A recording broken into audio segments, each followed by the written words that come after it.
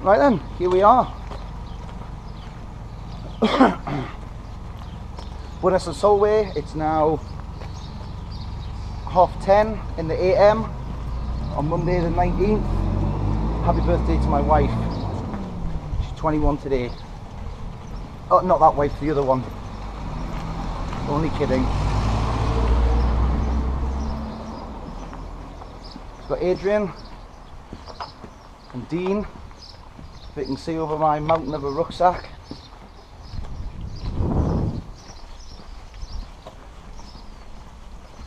Let's get going.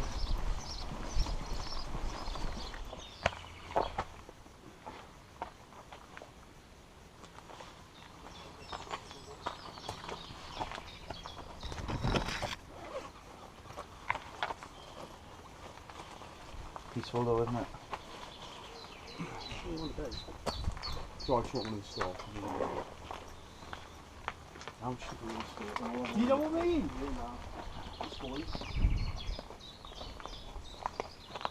You speak Latin?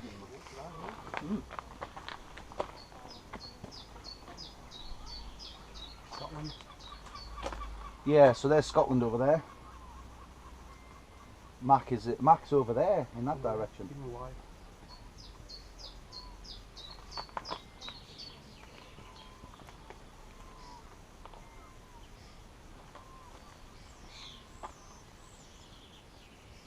Are we going? We shall, yeah. Right, let's get rocking. Let's get rocking. 84 miles to Wallsend, and then another 16 after that to Tynemouth, yeah. And then on to Whitley Bay. We've got the car park around the corner.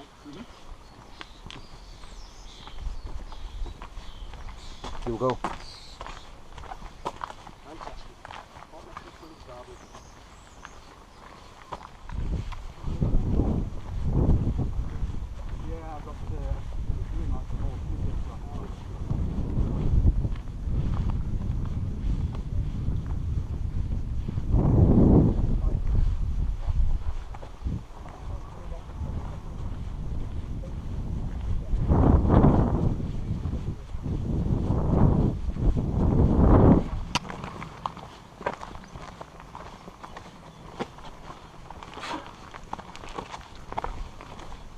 First jungle I've ever been to in the UK.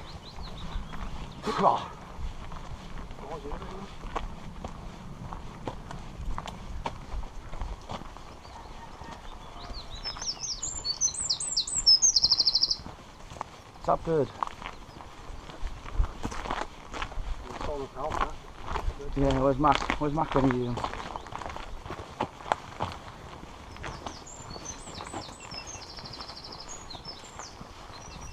I do remember not seeing him that early at all. Right, yeah. The woman that I spoke to on the phone was lovely.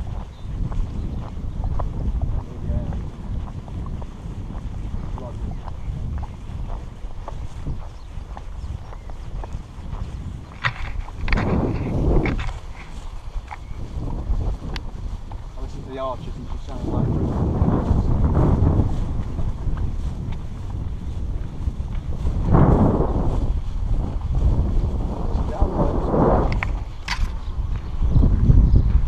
Okay, so we're 5 miles in now. What is this village? Did anybody see the name of the village?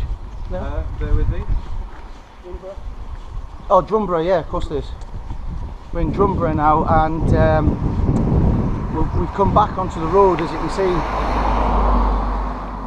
We just came out just back there, and it was hotting up. There was no breeze down there, but we're back. We've got Solway Firth on our left there. And there's a nice breeze coming in again. So it got a bit warm there, I don't know about you two. I'm just thinking about cracking the shorts out.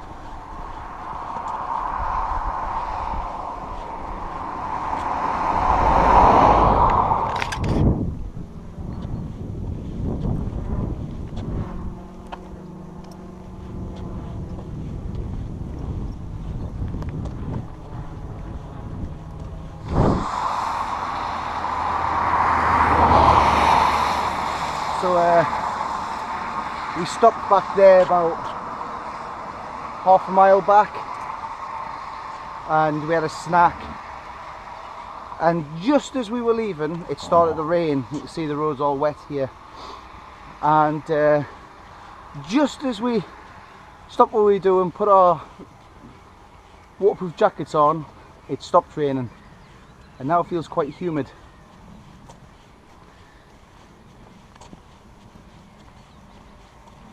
So this next bit's going to be a bit comfortable, I'm sure. Not.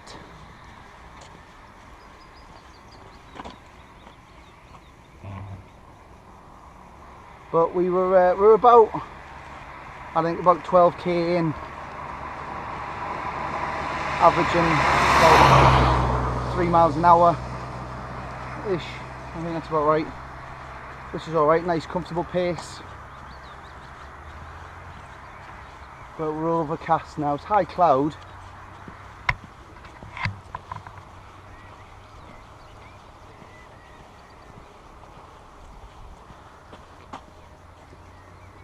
There's Adrian. The cars are not bothered coming along here at all.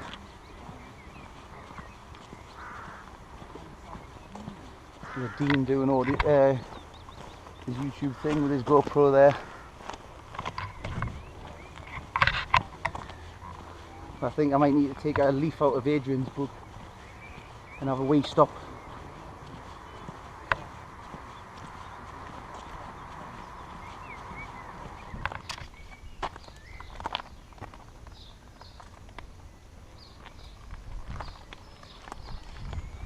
King Edward the First.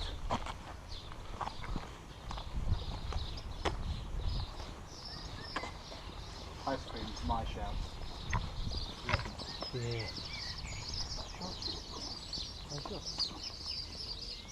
Yeah, post office there. My favourite tree, laburnum.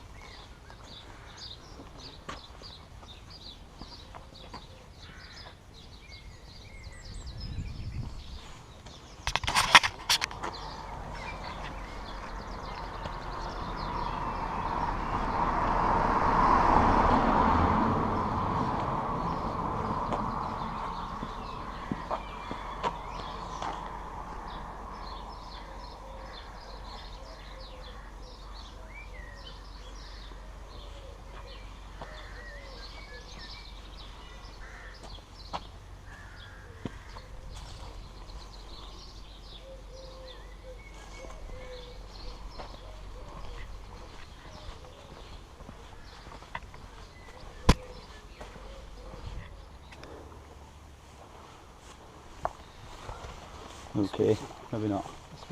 Maybe not. Sun's come out now. Oh, here they come.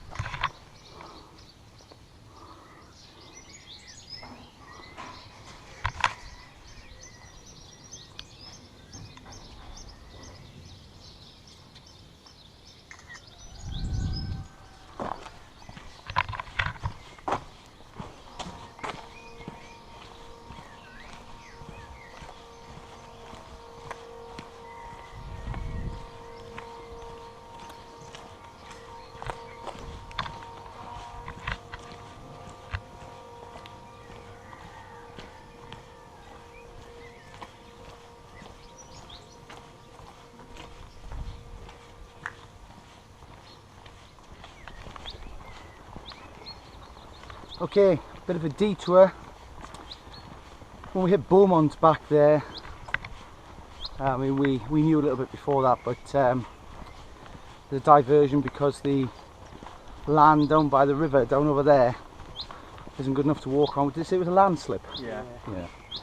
So and we've had another sprinkling of rain, as you can probably see, and now it's got a bit humid again. So we've got about 1.5 miles down here, I think, something like that. Before we can go back onto the official national trail. We'll have a breather there.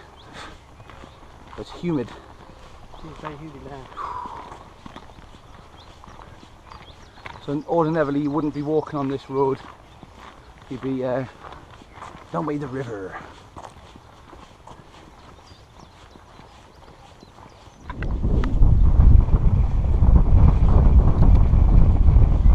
So after how far? Could quite easily look at the 12 miles. 12 miles. We're huffing and puffing after our first incline, which was a set of steps. I don't think it was that far. 12 metres of ascent maybe. But back in the breeze again, we're on the top, that's much better. Yep. Keeps the flies off as well. Yeah. No flies on me, mate. No flies, no worries. No worries. Got young Hadrian here, look. I'm still here. He's still here. Oh, where are you? Still here. So we're only a couple of miles off Carlisle now, but it's probably just to the limits, the city limits, really. And we were down in the, you know, in the bottom, and we just come through a couple of lovely villages, but you couldn't really see much. But the views kind of start really tomorrow. And you know, we always knew that the first day today would be just gently rolling countryside with no sight of the Roman wall whatsoever. I mean, we're following the path of the Vallum really, but you can see really how the wall would have been here because of this, you know, where, you know, the land is raised up where we are, if you can see that there. So the wall starts about tomorrow afternoonish really. Another 20 miles tomorrow. But I think we're going to stop for a breather shortly. Oh. Thank you. The kissing gates haven't been a problem, actually. For some reason, kissing gates in North Yorkshire are tiny. There's a couple in front of us. It's the couple that Dean and I were sat adjacent to on the train this morning. They're just up there.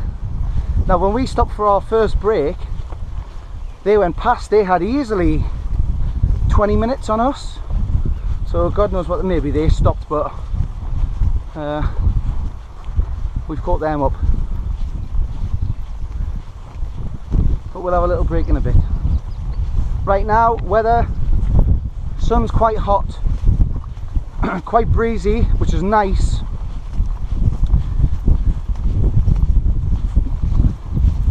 No real waves of humidity coming through like we had in the bottom down there.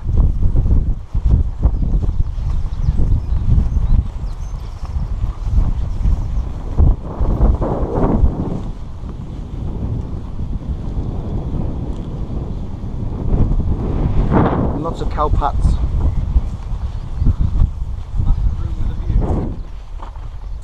Right, it's 3:30 in the afternoon on day one, and we're just approaching Grinsdale here, which is just 100 metres in front of us.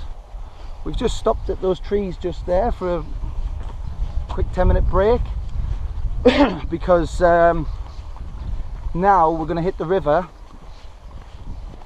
and follow the river all along, basically to the other side of Carlisle.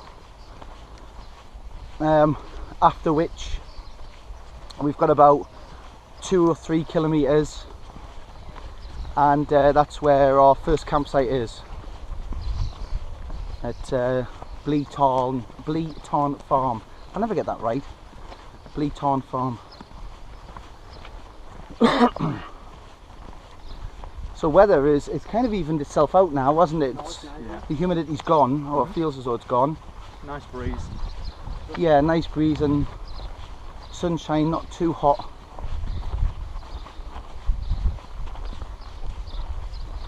Right, Grinsdale. Up there, okay.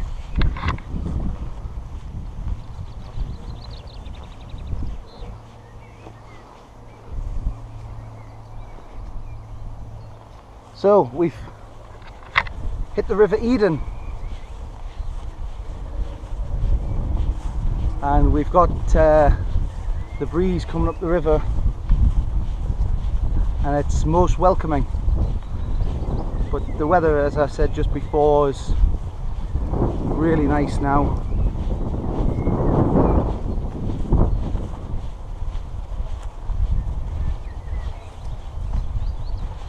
But we've hit the traffic. We're now coming onto the outskirts of Carlisle.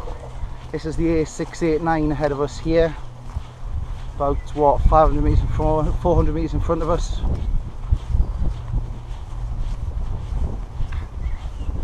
But we just stick to the river basically.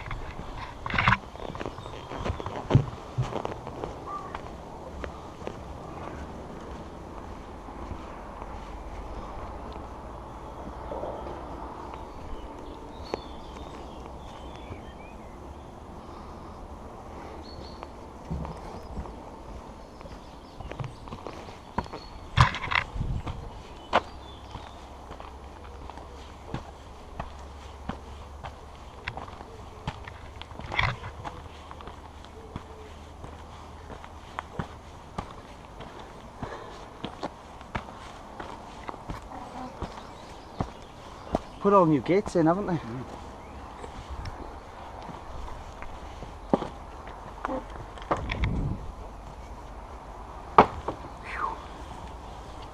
Bit of humidity there.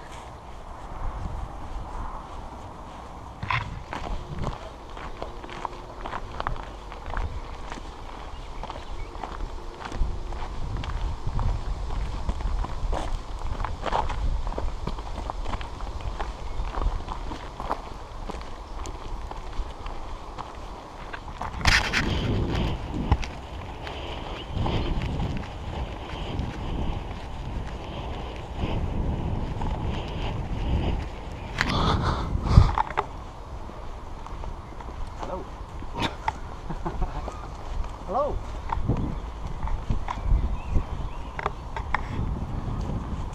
Two brothers. Yeah. Parents live there. And I was probably there around 2 days. So we're kind of in the middle of Carlisle as far as the Hadrian's Wall path goes. We're going to be following the river for another 3 miles ish.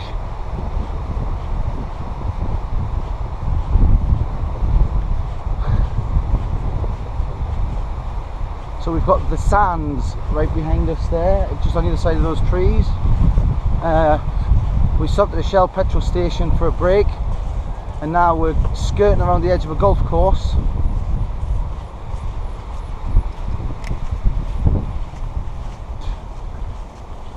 Beautiful warm afternoon. Time is now 25 past 5.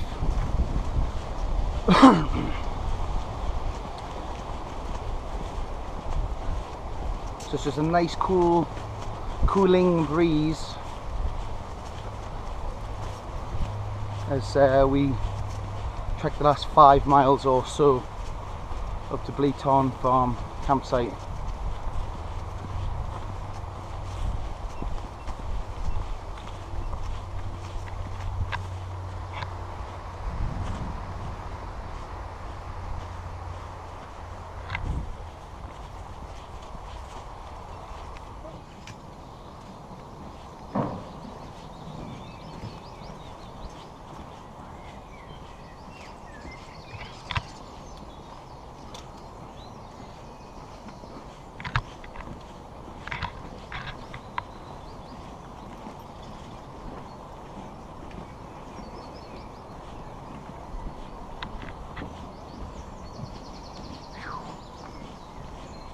warm.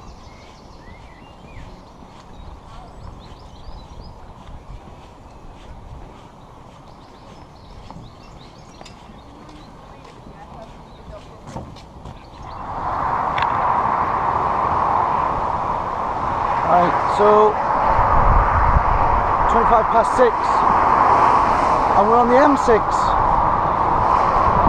crossing over now.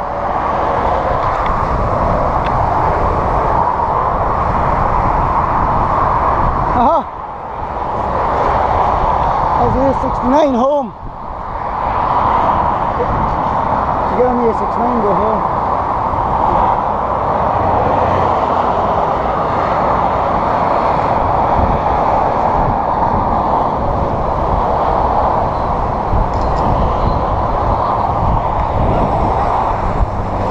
It's a Lamborghini.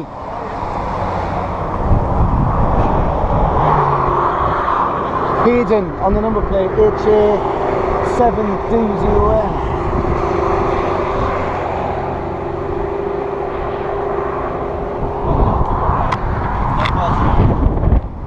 Not far to go now.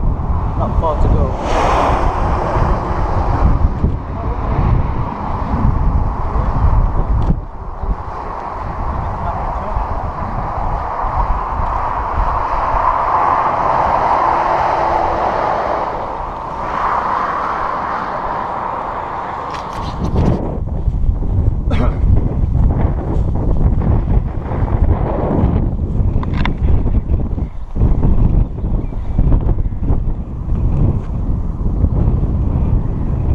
Car coming down the field over there.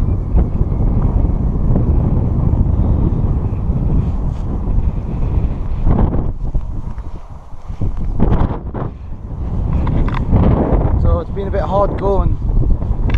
The ground has been track, but it's been really hard. Metal road up until this field here. The ground's hard. We've been going for a long time now, but I think we've still got about just over 3 miles to go. Right, we'll be alright. Okay, so we got about a mile to go ish. It's been quite hard going actually. Tired now. Well, I am, but I'll admit that. What about them? Me too. Alright, I think they're just following suit. They're too proud. Too proud. But today's been a hard slog. But that's all because of the ground. The majority of it's been on tarmac, and then when we've hit any farmland like we're on now, had a lot of these like metalled roads like this. Just smashes your feet.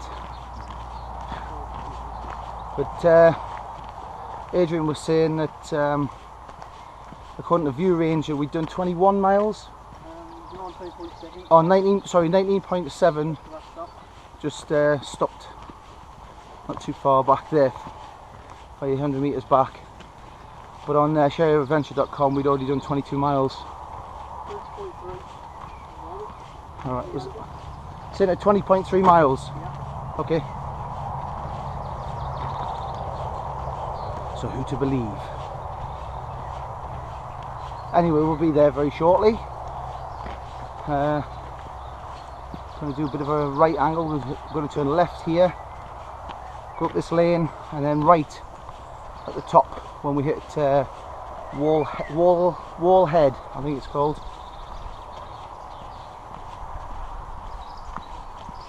But the temperature is really good at the minute, really nice and warm. But it's what time now? 8:15. So it's just the right temperature.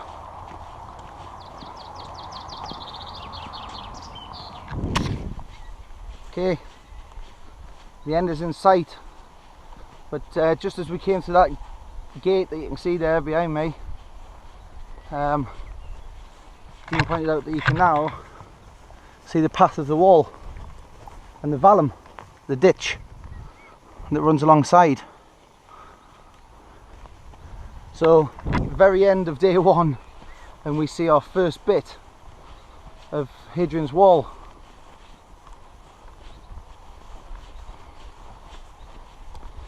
So we're nearly there. Hello, well it's about, time is it? About 20 to 10? I think it is.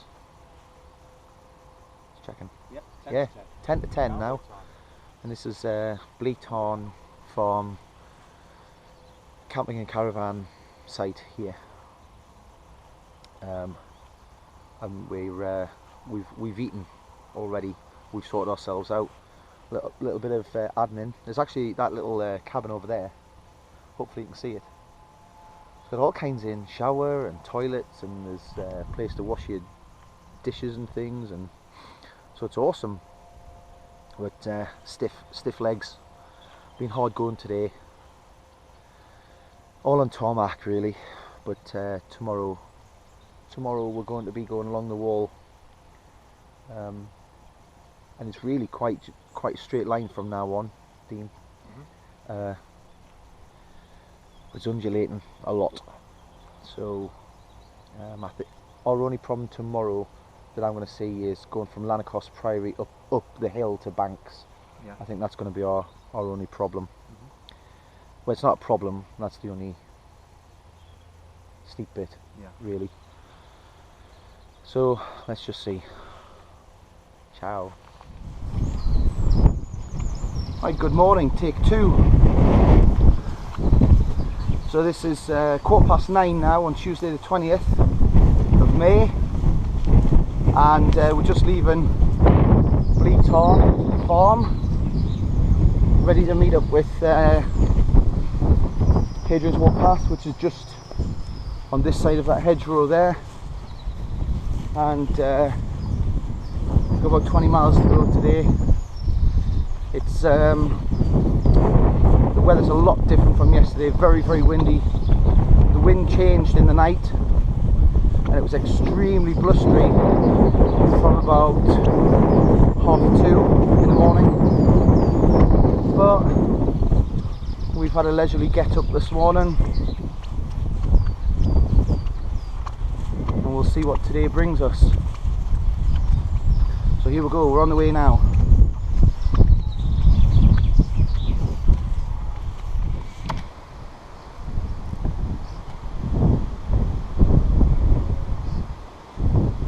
Farmers just fed the sheep.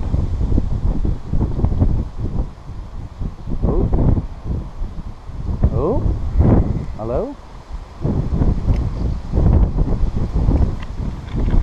Oh, little lambs.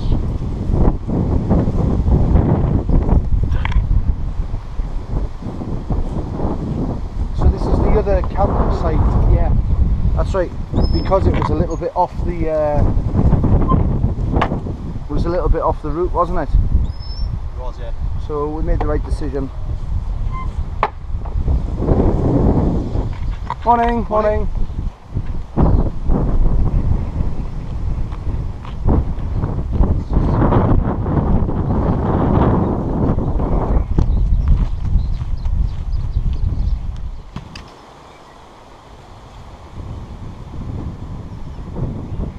So we've just come through a gate and look at that, nice straight, much more interesting than yesterday already, and we've only come probably not even a mile.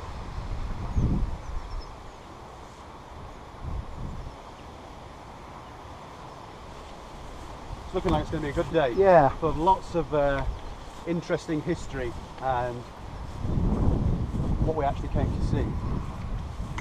Whoop. Tree calm. I like these Roman paths, straight to the point. And that's the thing, you know.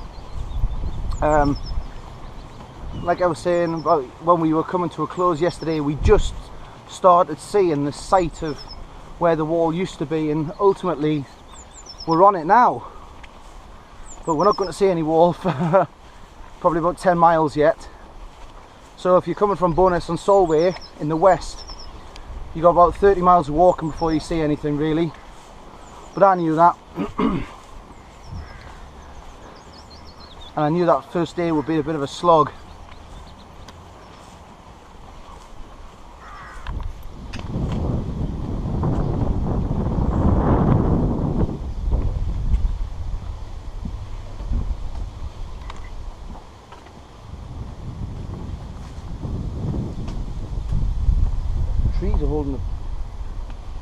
Trees are holding the bank up there.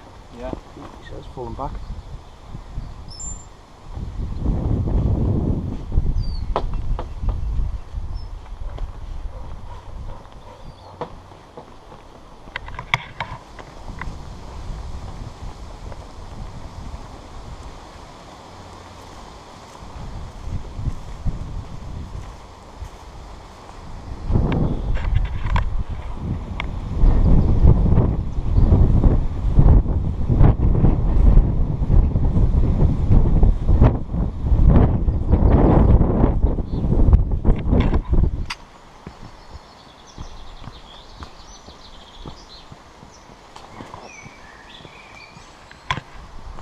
Oh, look at that.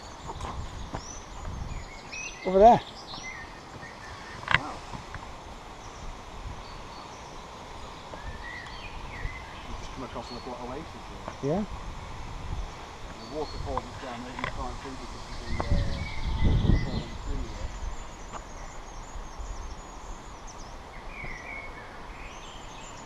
Very nice indeed.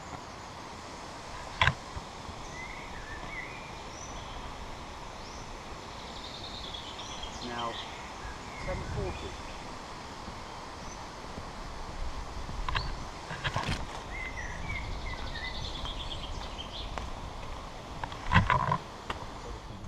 I have to like blow this stuff back in and then get a bit of it. Right. You're going to be famous. You're going to be famous. This is vehicular support. Yeah. The support crew is supporting. Well, are you going off down that way? Yeah. Right, so it's 20... There's a famous painting that goes like that, isn't there?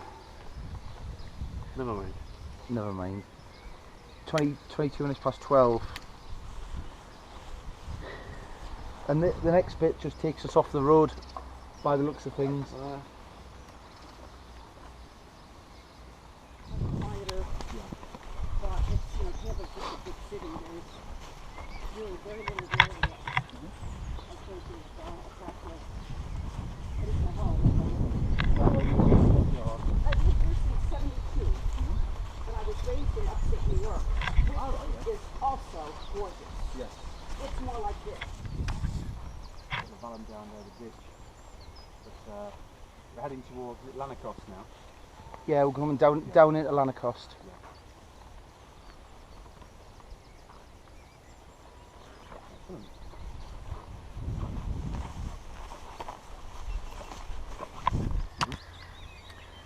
Greetings. My excellent friends. It's gone up to 1:30 in the afternoon on day 2 of our trip. What we've got here is the first real significant part of the wall, and this is Hare Hill. And we're very, very near Lanercost Priory, which is not far down there to our kind of 2 o'clock as we're facing now. Our path has taken us this way.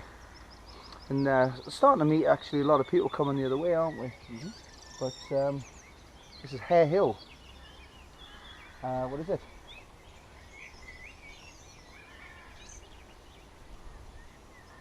The hill fort. I think it is Hare Hill, and it's just a part of the wall that's left actually. Ding ding ding.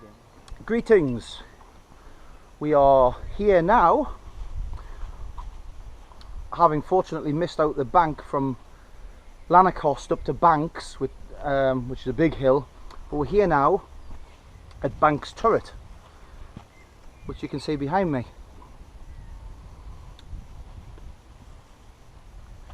So you get a feel for how wide the wall really was, as you can see here. And I think there are only a couple of other good examples of it, and there again I'm going to go on about this along at Steel Rig and along to Housesteads, but at least here you get a good feel for how wide the wall was, and obviously it was just a smidgen over 3 meters high. But you can see I had these little turrets every so often, and this is what's left of this particular one.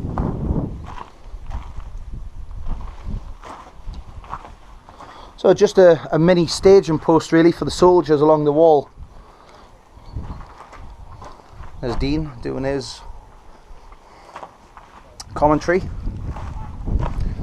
So now we're looking south, and you can't really see any of the landscape, and probably not on the GoPro camera here anyway, but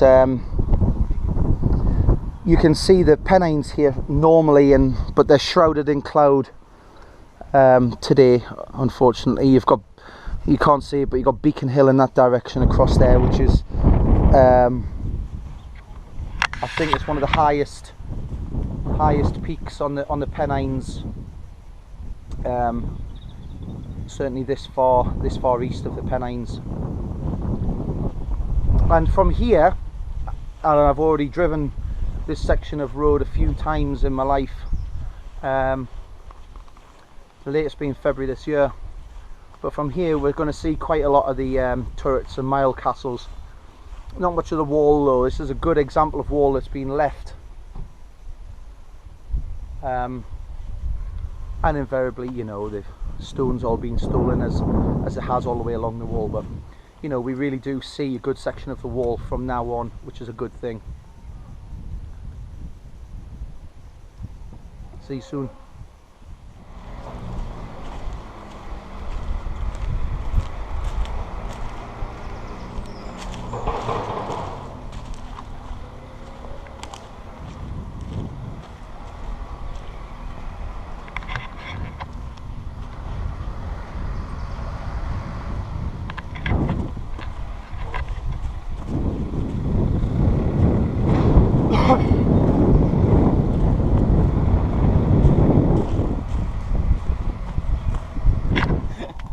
Right, greetings.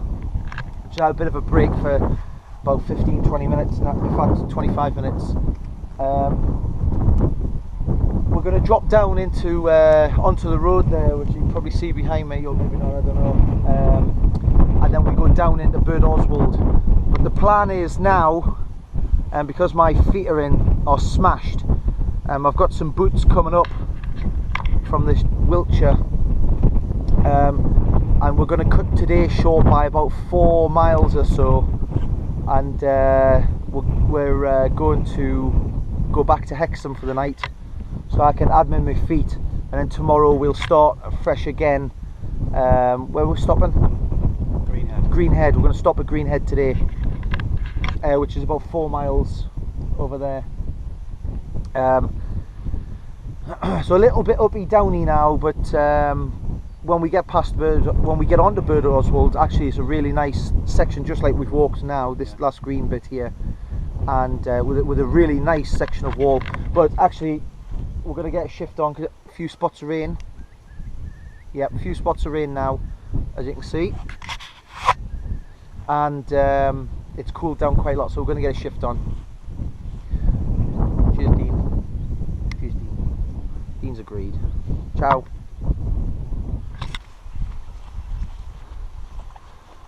So this is turret 49B. Actually you can't see it now, it's just where that car is right now.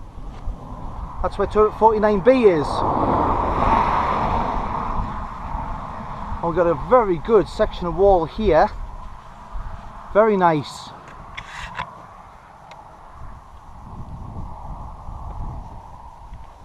And actually, This is the really good section of wall which goes through Bowness-on-Solway,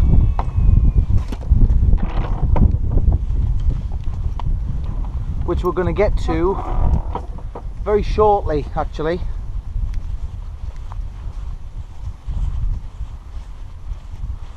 We're quite fortunate that from basically where we are now, we do actually follow the wall for a really good distance. We had to, I mean, the wall obviously runs along the length of the road as we can see now, but you know, we had to come off there, up the field, along the field to that kind of tree without any leaves on it, if you can see that far, and then back down again. But I think just to stay off the tarmac is the best thing, for two reasons. One, there's obviously vehicular traffic, but two, it kind of saves your knees and your ankles and whatnot walking on the soft grass.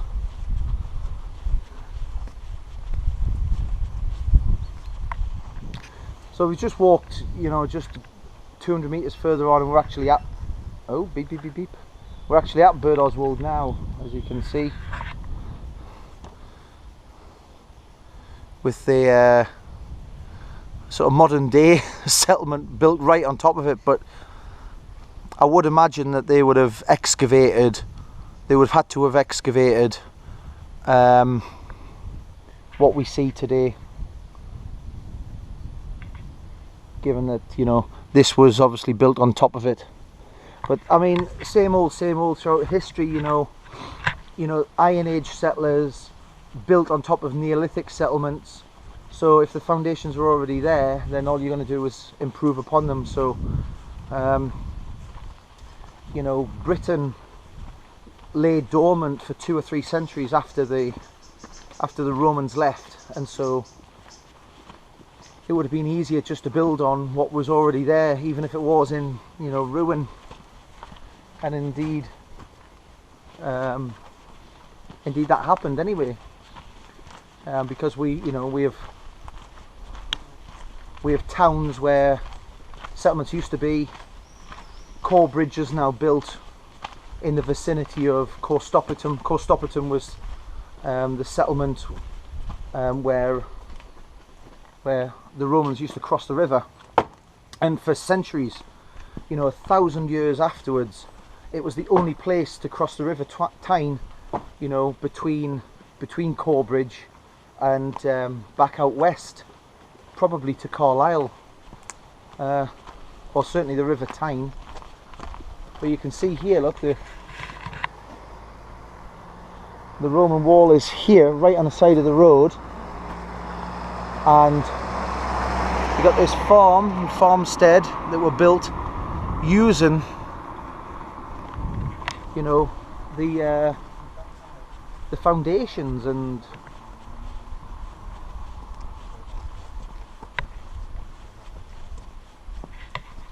but this is where it starts to get a bit wild, as you can see now. And actually, and I've said this to Dean, but all the way along, this is where it starts to get more interesting. The wall becomes more prominent. We see more settlements. For about another 15 miles from here, maybe 20 miles, I think, you know, we get to Chester's Roman fort, which is very near Choliford, and the wall starts to kind of disappear from there. There are little bits, you know, going from there to Brunton, and then along the top to Hedon, but it does generally start disappearing. So in actual fact, where we are now is the start of the interesting bit, and we're some, you know, 35 miles into the journey now, so a day and a half, and we're starting to see the stonework. And here you go, look, hopefully the GoPro will bring this out, but there's the wall running away from Bowness-on-Solway Roman fort. Indeed, here's one of the where one of the ends of the towers, one of the ends of the fortified area was, and they would have had 4 gates, one on each side. The public road runs down, and there's a T-junction at the top, and it runs east and west, east across to Gillsland and then on to Greenhead. But you can see the wall straight as a die, and that would have been like that right from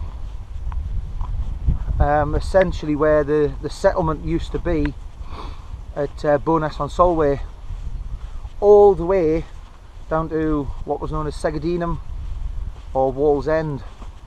And in actual fact, there was a Roman fort a little bit further on towards Tynemouth, just past Segadinum,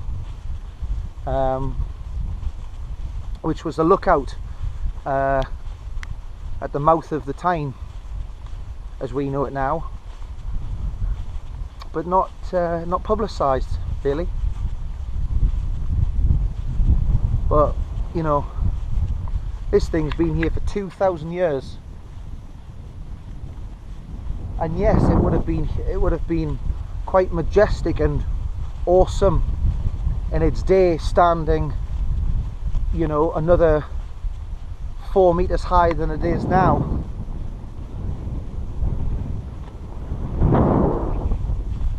But still to this day, no one really knows whether the wall was a visual deterrent, a sign of the fist from Rome saying this is what we can do, or whether it was a real-time physical barrier.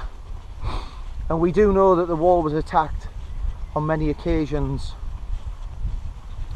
but not a great deal is known about that, unfortunately, or certainly the outcome. But there were trading posts and there were gaps in the wall, and we're going to see that tomorrow actually. One particular very interesting bit, which I'm not going to talk about now, I'll talk about it when we get there tomorrow. One really interesting bit, one such gate in the wall to the north side, because this was the frontier between the Midland and the Northerners and the north.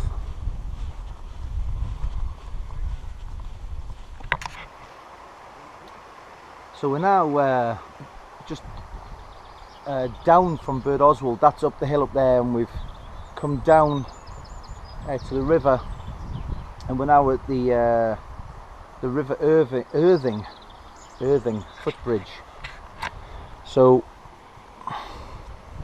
this was the settlement of Willowford originally, and it says there that 3 major rivers were crossed by Hadrian's wall.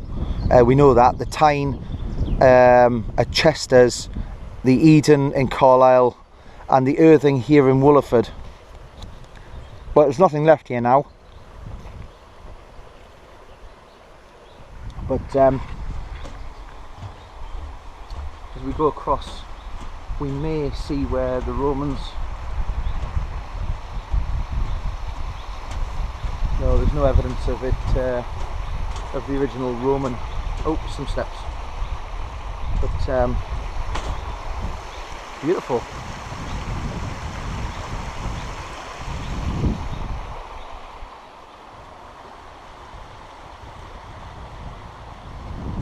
This bridge was put here in 1999 to help with the military. It was lifted in by Chinook, and basically just for people walking the Hadrian's Wall path.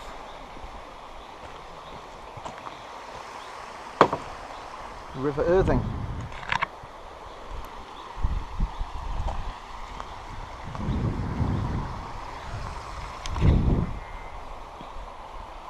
We're coming on to what appears to be a very large Roman settlement.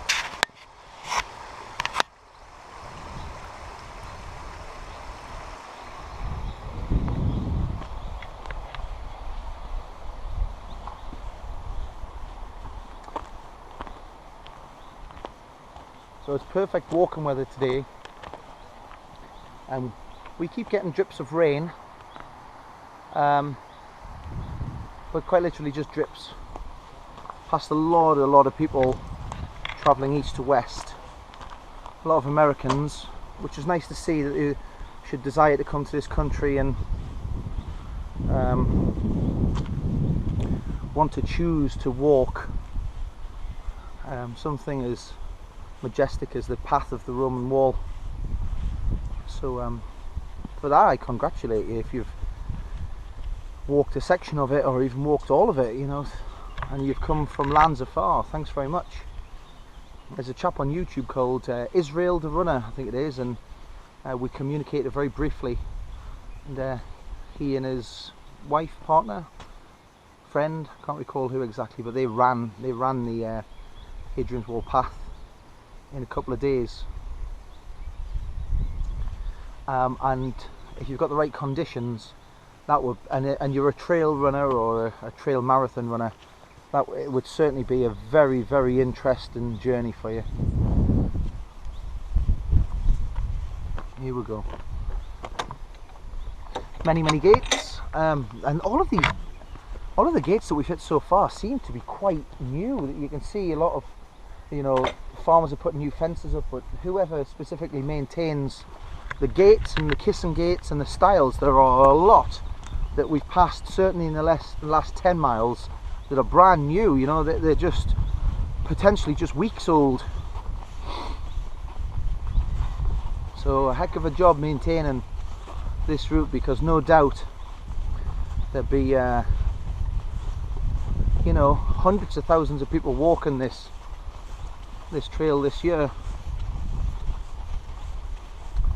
So here is this Roman settlement. What are we calling this one? This is, oh, it's Williford Bridge. Let's have a quick look inside, see if we can get some information.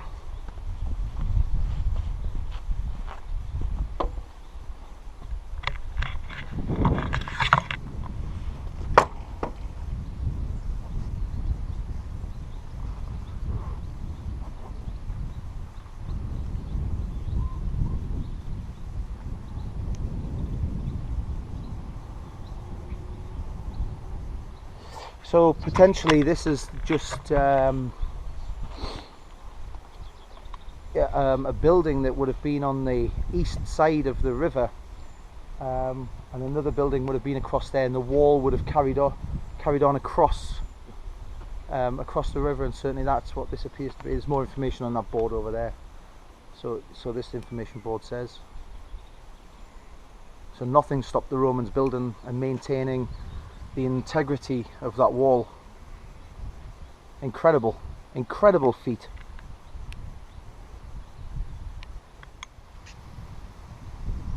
This is the eastern end of the Roman bridge, and I'll flash a picture on the screen now of the information board, and you can see what they believe it would have looked like. So just straight ahead here is where the river would have flown many moons ago, maybe 2,000 years ago, and then we just come down from up the top of the hill there. And now we're going to tramp onwards, and the rain begins to fall. Hey there, fellas. And they've gone.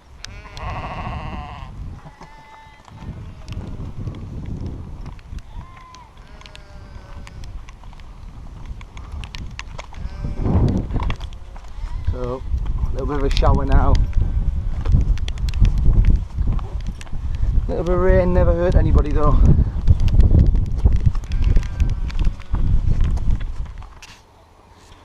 So we're at just above Gilsland. That's Gilsland behind me there, and we've walked up this bank and across the railway line, and you've got to be so careful, especially when you know there's a bend in the track there, and that bend is a lot closer than it looks on camera. It's very, very straight down there for as far as the eye can see. You've got to be so careful. And not all of the trains will be stopping at Gilsland railway station, which is just a bit along there. So yeah. So it's been raining, as you can see. I've got my jacket on. It rained and the shower seems to have passed, so prevention is better than cure, I suppose.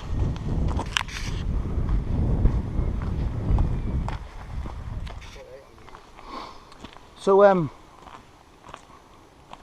about 10 seconds further on, and so we've hit another mile castle, and one of the things that Dean was saying before in his commentary on his GoPro was what's the distance of a Roman mile for the mile castles to be spaced duly apart, and I don't know the answer to that, but this may be the answer.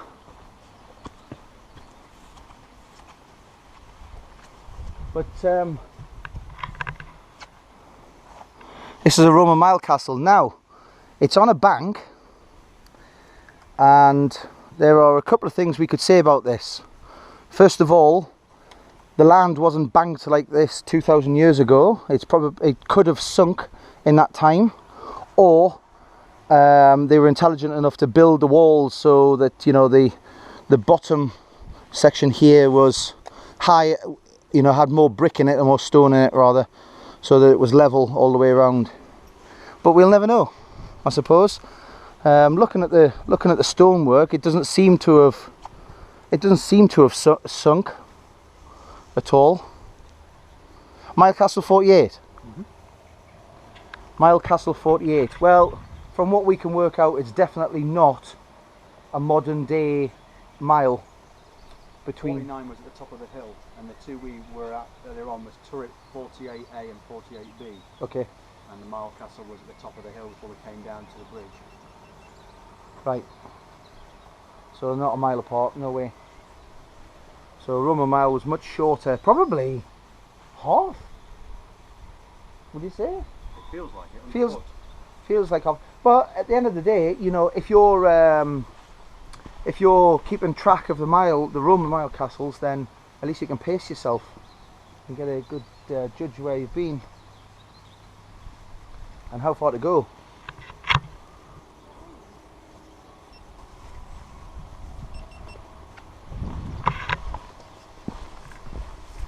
Hello there, how do you do? You alright? Alright.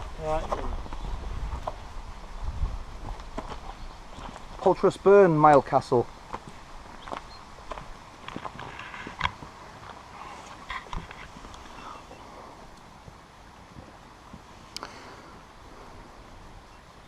Oh, there you go.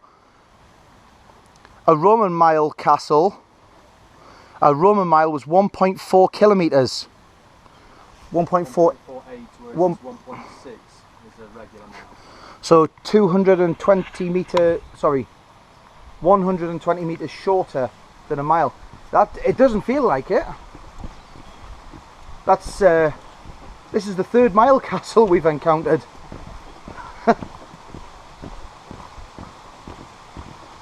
So down and across Burn now.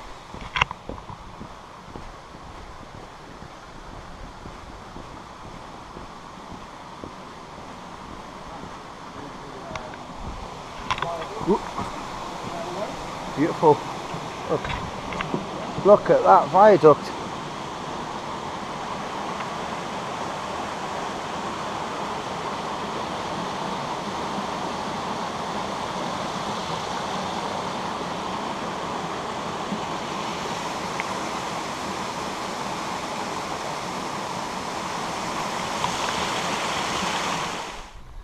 So we're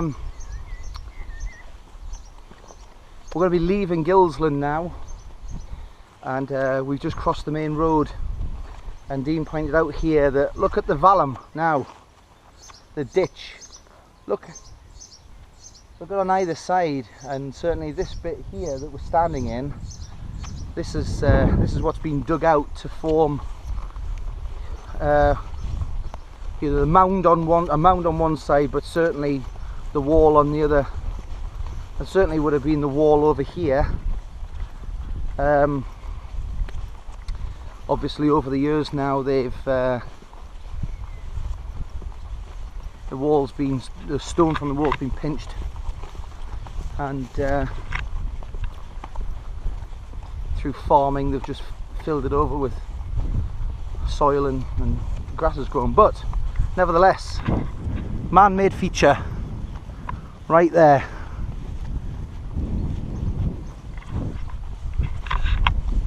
We've got some more walkers coming.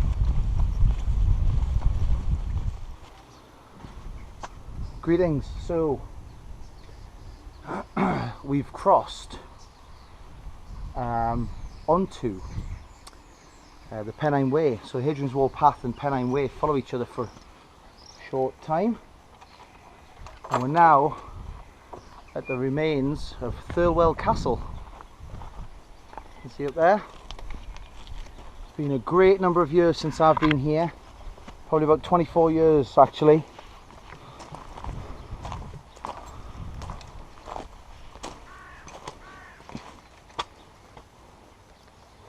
So there's only one outer and its inner wall left by the looks of things.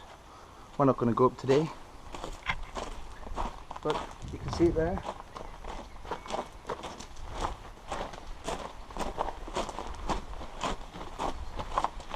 And we've got about half a mile to do before we get to Greenhead along up here.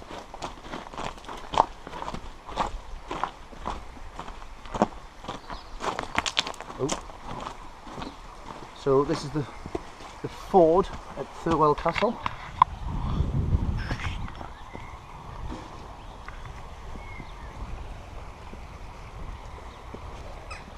It's actually very deep indeed, that. Oh no, there's quite a lot left. I don't know whether you'll be able to see that through the trees and interesting. Fairly interesting. Ooh, slippy. So Homehead Guest House, Holiday Cottage and Camping Barn.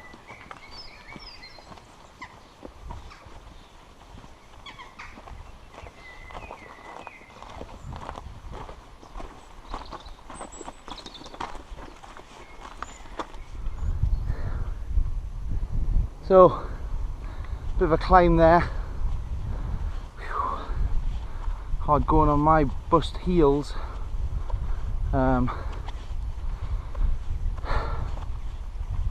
Start the crags though, but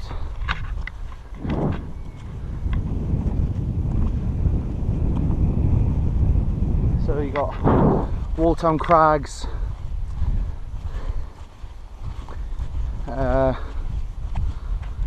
what else have we got?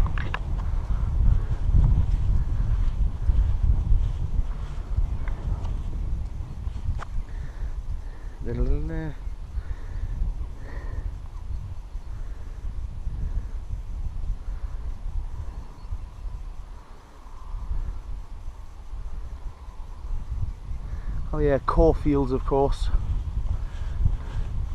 Walltown Crag, Corfields, and then Steel Rig.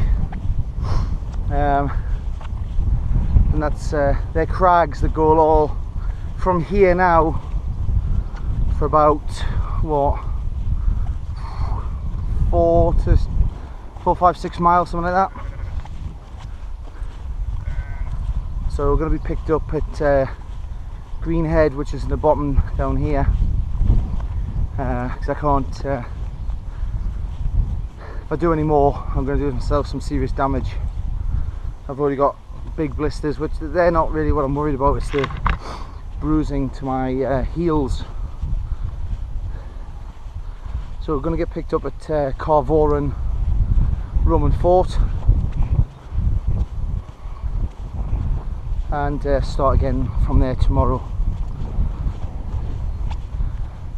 with some lighter, better fitting boots on my feet, hopefully, if they get delivered on time. If they're not delivered on time, I'll wait for them to be delivered. But probably in need of a feed actually.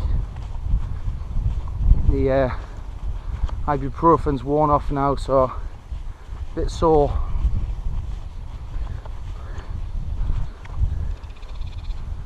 And energy levels dipping. I mean, the last proper food we had must have been about, well, I say proper food, the last food that we had was probably about, oh, how far back? 4, 5, 6, 7 mile-ish. And that was just a snack really. And it's taken us a long time because I'm going much slower. Probably averaging only averaging 2 miles an hour, not really going any faster than that, which is not good.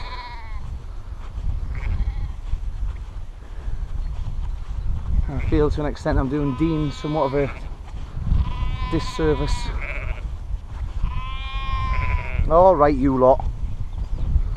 Shut up. God. Well, go to her then. She's there. Aye. All right.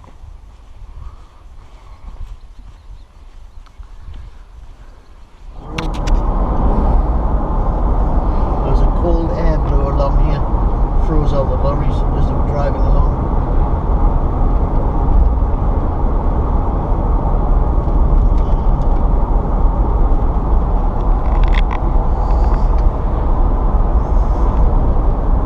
Don't get this side, this is not my best side, this is my best side.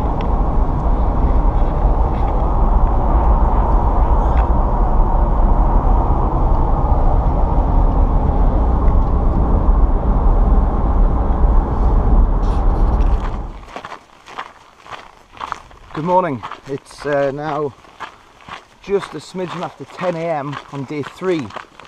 So we're on Wednesday the 21st of May now. So I spent the night at my parents sorting some bad blisters out, which pictures of which you can see on screen now.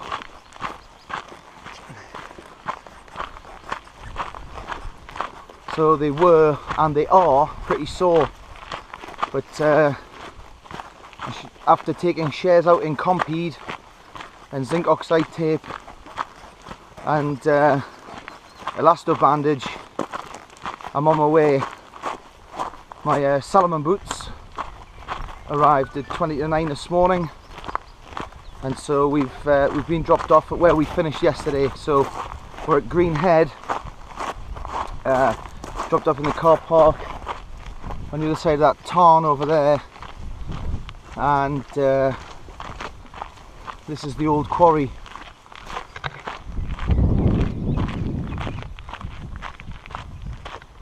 So we've got this to negotiate, which is Walltown Crags. Then we've got Caulfields and Steel Rig, where we should have finished yesterday. So we've got a bit of a trek to get to there, and ultimately a bit of a trek today.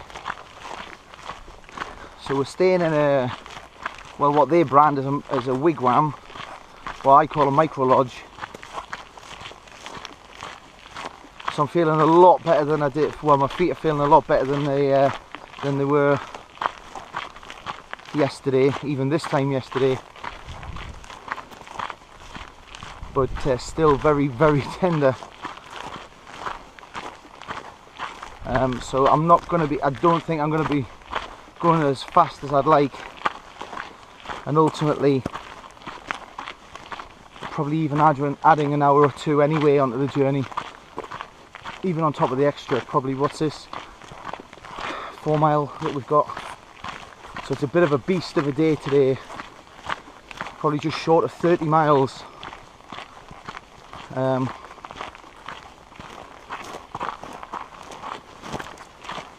So we'll soon see.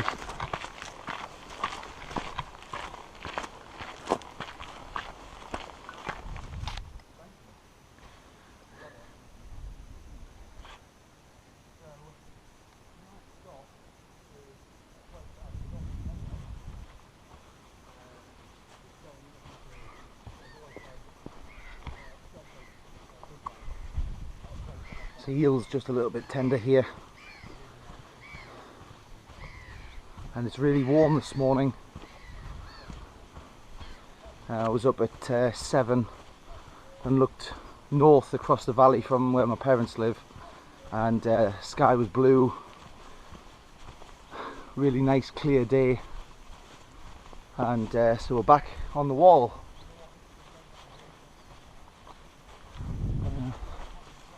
I think Dean's choosing the path of least resistance here. I think we can actually walk up right on the wall, but it doesn't matter. Gives my heels a chance to warm up.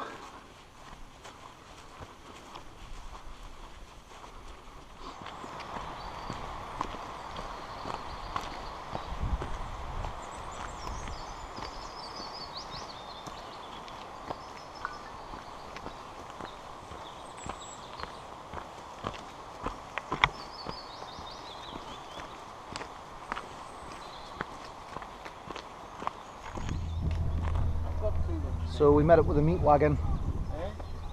I said we met up with a meat wagon. Meat wagon's here.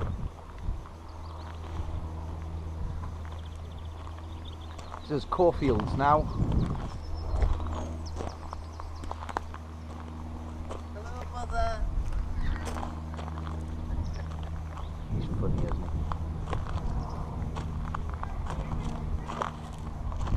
Hello. So we're just coming up a cornfield crag there, and we're back right alongside the wall, as you can see.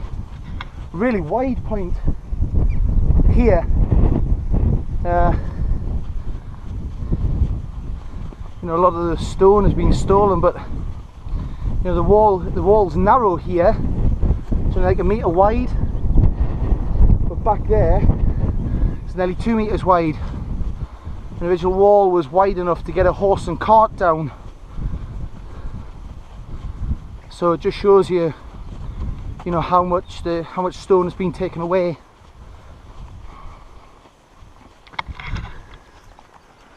And now we're making our way to Steel Rig.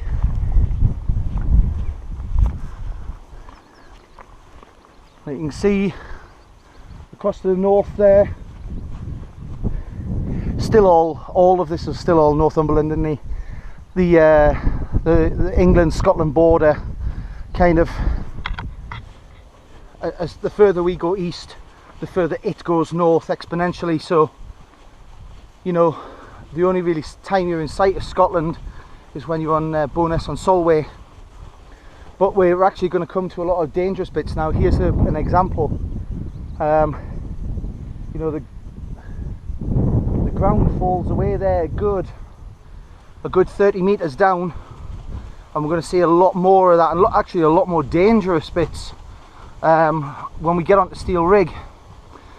A steel rig is used for your climbing and abseiling, and I did a lot when I was in the Scouts and the Army Cadets. We used to come up here quite a lot, especially with the Scouts. I used to go to Scouts in Hayden Bridge.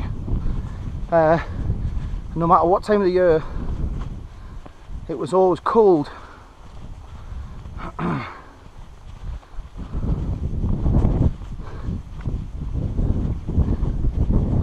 Morning. Are we still in morning? Yeah, just. Just.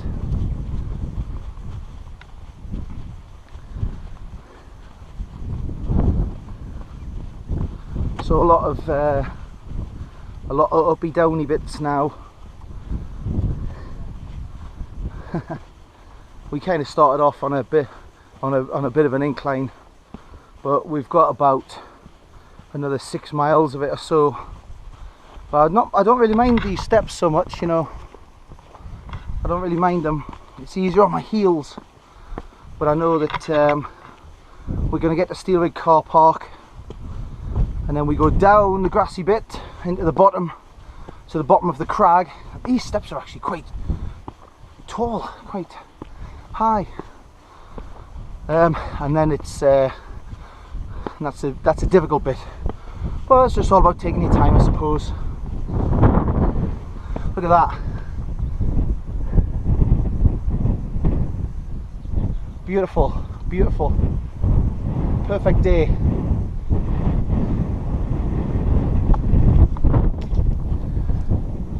Well, it's 12:15, and hopefully you can hear me over the wind. We're now at the trig point at Windshields Crags, as you can see, and to the best of my knowledge this is the highest part of Hadrian's Wall. At what, 345?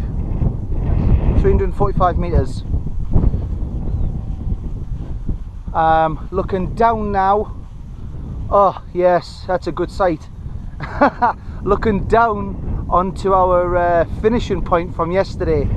So the first water feature that you can see is Cragloff with the steel rig on its right. Hopefully you can see that.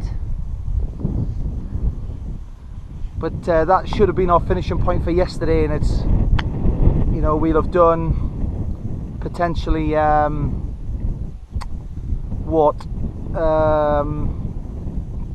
kilometers this morning, even before we start the day's walk.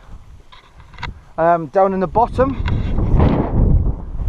maybe you can't see it, a white fronted building. That's the Twice Brewed Inn. A lot of people stop there. It's a major staging post for the wall trek, and obviously we're not stopping. We've got another 20 odd miles to go, but as I've mentioned, along the prettiest section. So let's get a shift on. We're actually going to stop at Housesteads for something to eat, which is about 3 miles from here. There's a little bit of hard going actually, just as we start Steel Rig down at my Castle 39, Sycamore Gap, Pennine Way crosses it, and so yeah, we better get going.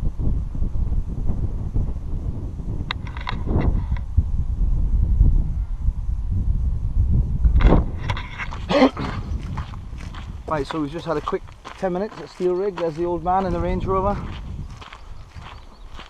Steel Rig car park. And now we've got Steel Rig to negotiate. And Dean and I have agreed that we'll stop at Housesteads, which is about 3 miles that way, and cook up some food. So this is actually the start point of day 3. And we've just had to walk 10 kilometers to get here because of my flipping heels yesterday. And this section's probably about the same again as what we've done, really, insofar as the gradients up and down. I just think that they're a lot more steep. Probably fewer, to be honest, Dean, yeah, to be fair, but they're a lot more steep. But anyway, you see this path that we're on now, which is going to end in about 100 meters. This is brand new. I was here when they were just laying this path, and it took them a year to put it down properly. And it just ends just around here, and then people can walk down the grass. And that's probably because it just becomes, excuse me, far too marshy. And it's probably marshy even now, I don't know, but certainly last time I was here you needed wading boots. But I suppose, you know, it stops so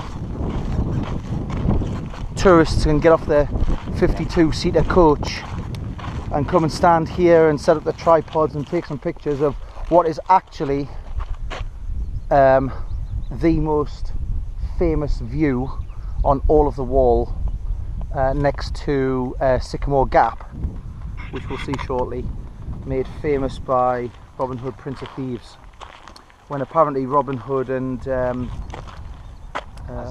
Azim come off the boat at Dover, and then suddenly they're on the Roman wall, which is what? That's a long way to 600 miles away.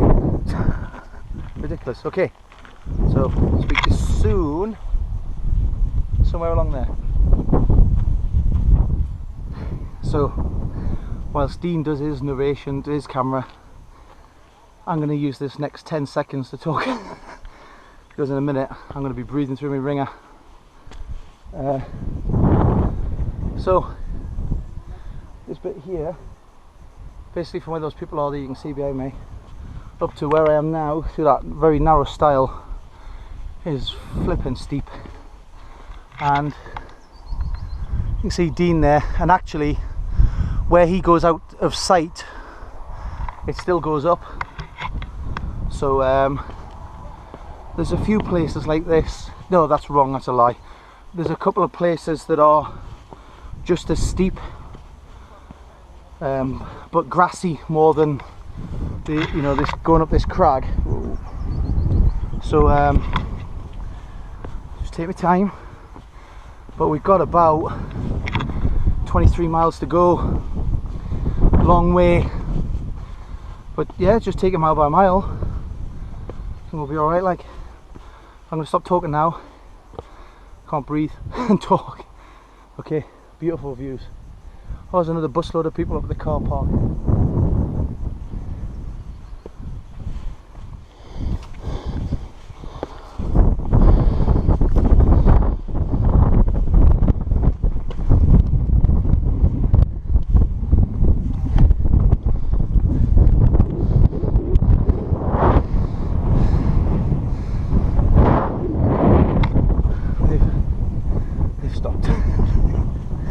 I stopped because I couldn't record and breathe. Good on the legs though.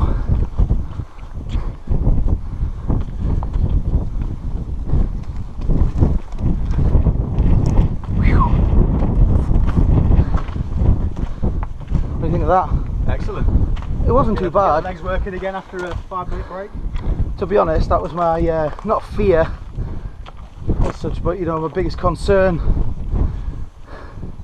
But that's the thing, you just take it step by step, like. Yeah. I harnessed the power of the shorts on that little ascent there. Oh yeah. I changed it to shorts, and it was the, I'm sure it must have been the shorts effect that held me up there. Hi, how are you doing?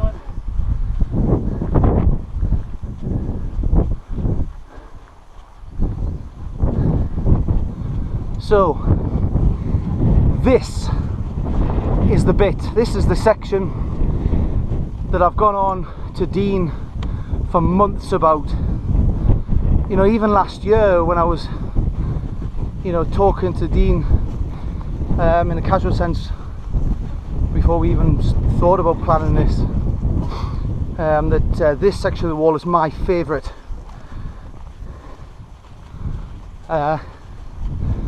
Because of this bit of terrain, but it just seems to be them, you know, like Bird Oswald, a really good, strong, fairly untouched section of the wall, but it's also the section that gets the most visitors insofar as tourists walking along any length of it.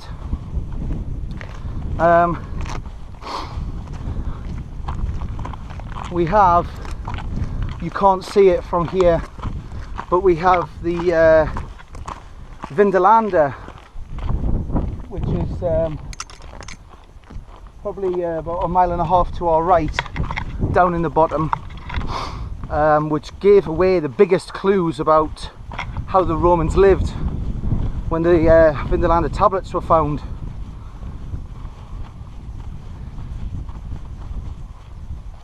But also the most well-kept artifacts were found at the site of Vindelander, and it's owned privately by a family now. It's I suppose if you want to go in, it costs a lot of money, but it doesn't have anything on any of the other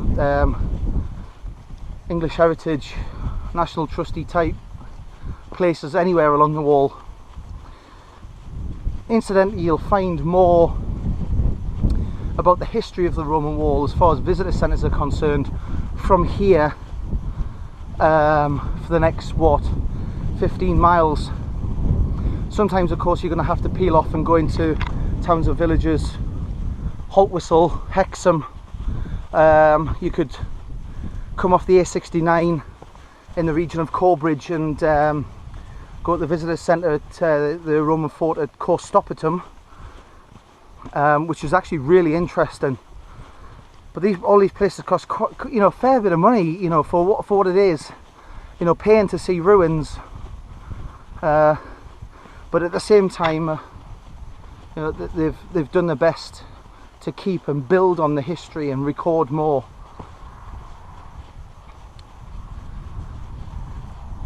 But certainly Vindolanda down there is the best site so far for the finds. About 15, maybe 20 years ago, they stopped people walking along the wall. I remember as a child, we used to get up onto here, and me and my younger brother, we'd walk this. I do recall one such time when I was in the Scouts. We walked from Caulfields to Housesteads, and the majority of that we actually walked on the wall itself, and you were allowed. There were no restrictions back then. So 23-ish years ago, something like that, 24 years ago.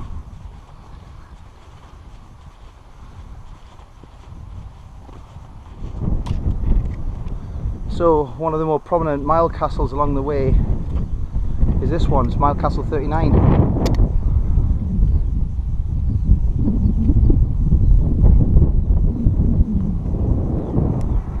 And then over the next one is Sycamore Gap. Okay, so in the early 90s there was this film, Robin Hood, Prince of Thieves, Kevin Costner, Morgan Freeman, and it reinvigorated tourism on the wall because of that tree.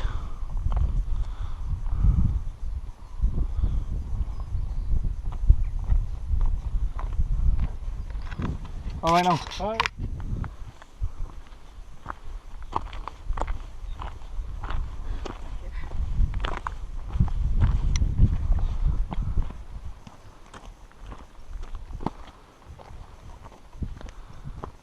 So this is now the world famous Sycamore Gap.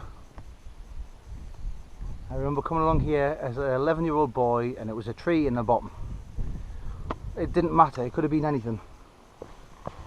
And because of a film, it's the most famous part of the Roman wall. Which, to a lot of locals and people like me, there's a lot more there is to offer.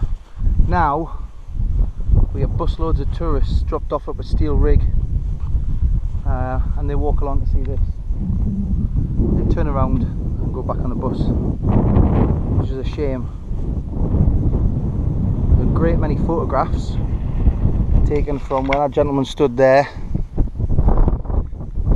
A little bit further back, the apex of that fence down there, and on the further fence, and also on the roadway. See that car? And certainly if you look at my Flickr stream, you'll see some as well.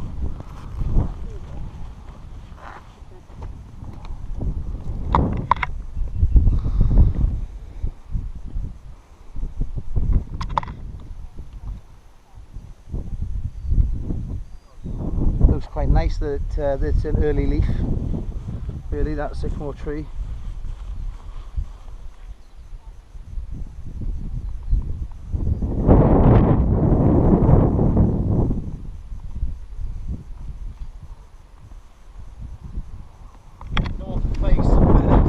North face of Steel Rig. Hello. So Sycamore Gap just over there, just in Dean. It's where I used to come rock climbing. If you can hear me over the wind, I used to go rock climbing here, and actually windy, quite, for the next 20 metres long. He used to set ropes up. That's a good long while ago now. So not far further on actually, but this section of the wall is actually quite dangerous insofar as there's no warning on the north side of the path here of this drop. As you can see,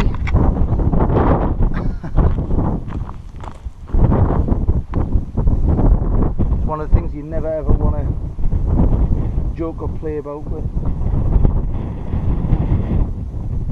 You can see actually when we had the floods,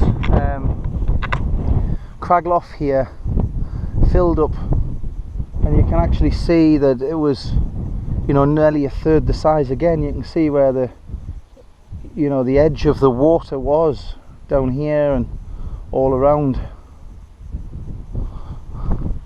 But it's a beautiful site for wild fowl. Certainly I can see there's two swans down in the bottom there. Maybe you can see them, I don't know, maybe you can. So there's two swans down there. There's also two other birds. Ducks, the other two have gone now. I was just saying to Dean there that, you know, I used to come rock climbing here, and this rock face, this north facing wall, never, I mean, even look at this. I mean, here's the path, just a little bit further over. Oh, you do yourself a mischief if you fell down there.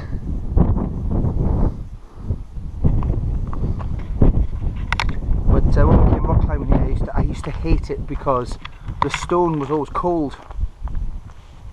And your hands were like ice. You couldn't grip. I hated it. Whenever I found out we were coming up here rock climbing, I hated it so much. Did I mention that I hated it?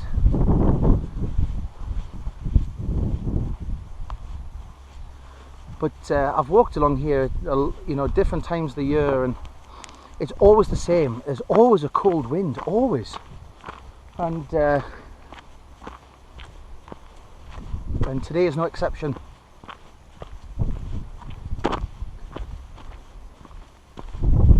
But we've got beautiful views south,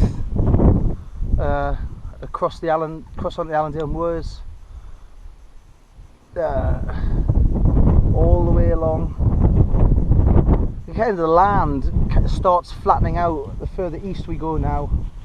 I mean, we've got a little bit of a, you know, uppy downy bit here, but in the grand scheme of things, you know, we're gonna hit Housesteads, which isn't too far away, and then let's go up here.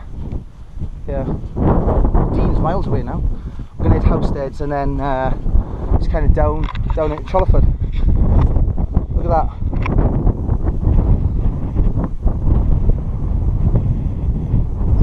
Beautiful.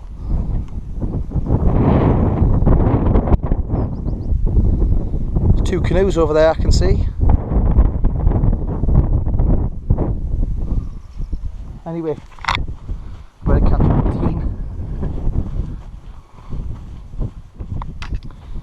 So we've just come down off Steel Rig now, and we're on the eastern side of Cragloff, and you know, I just want to show one of the reasons why this is my favourite bit, and it's, you know, any bit of the section that we've done the last, what, 4 or 5 kilometres, and you know, you can look back west again if you're coming west to east, and you just see this. It just makes the whole thing worthwhile.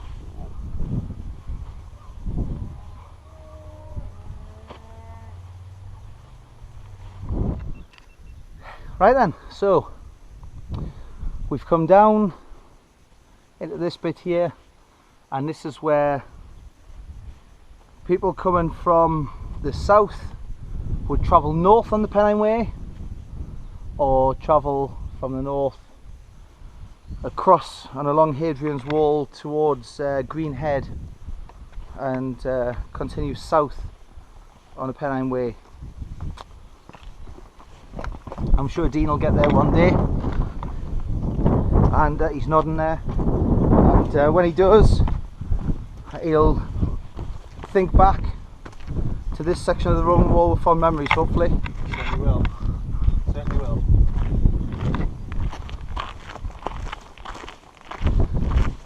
Onward.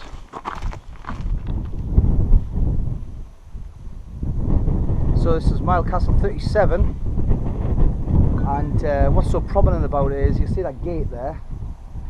Well, the Romans were so anal about being exact with where they put their mile castles and gates that they put the gate leading right out onto a cliff. So nothing was going to pass through it, and just to think it was manned as well. So now we're just coming onto Housteads, Roman fort, one of the most famous on the wall actually.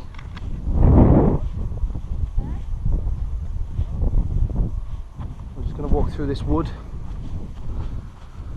and stop for something to eat.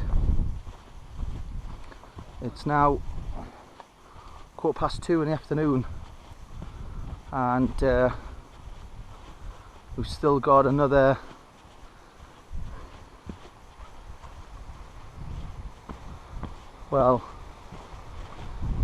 about 18 miles or something. About 18 miles. I don't envisage we're going to get to our accommodation tonight until 9 or even 10 o'clock, but tomorrow we've only got 15 miles, and it's actually we're seeing off the last of the countryside before we hit the city. Flies. So thanks Dean. Whilst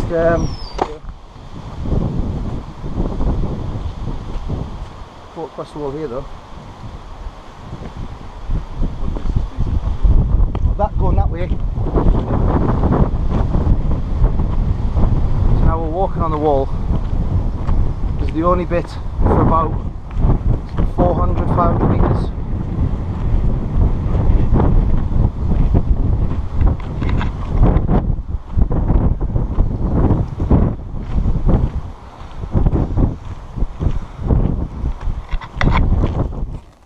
Housteads.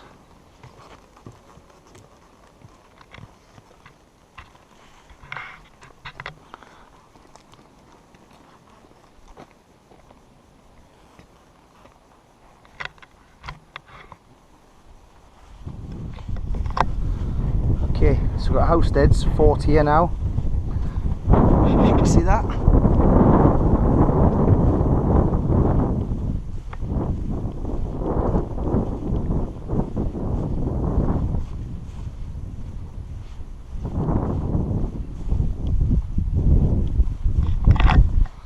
Because the thing is, I can't see over that wall.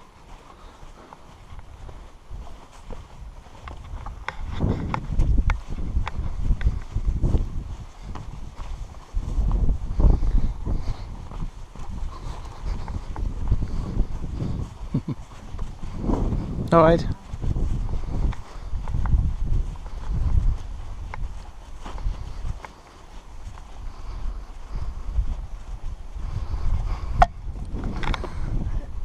I don't.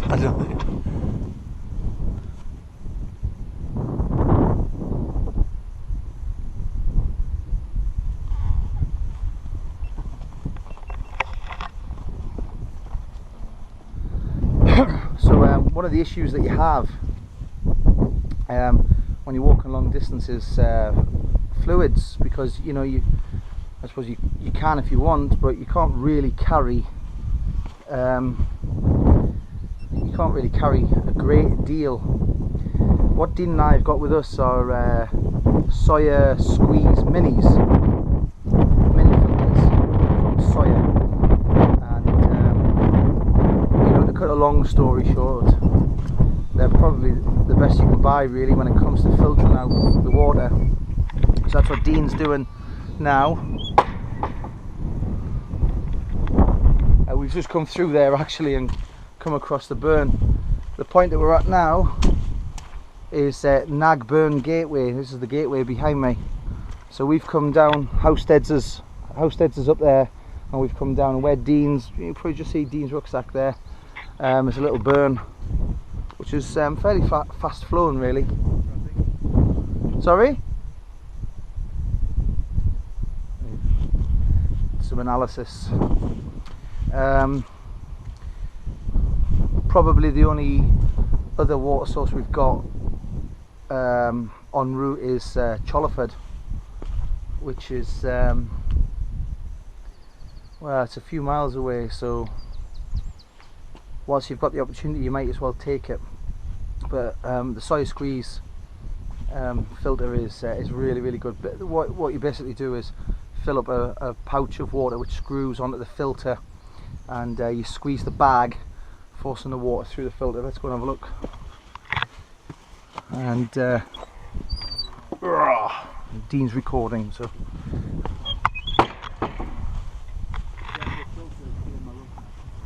what we'll do is we'll filter this, and we've actually got some just for boiling, so this should be enough just to make a brew and get some food on the go as well, because the rest of the water that I've got, it's got black currant juice in it. So that's it, the Sawyer filter.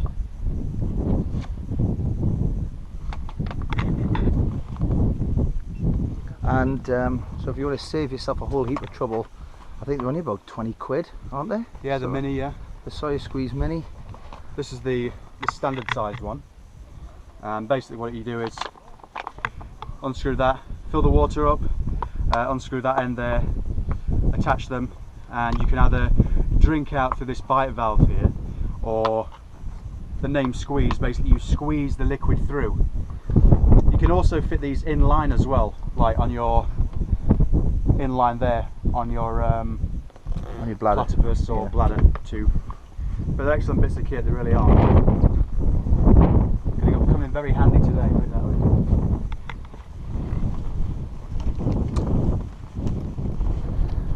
Okay, so after something to eat in the in a little copse just after Housesteads, we've now climbed up quite a bit. Feeling a bit tired actually. Well, a lot tired.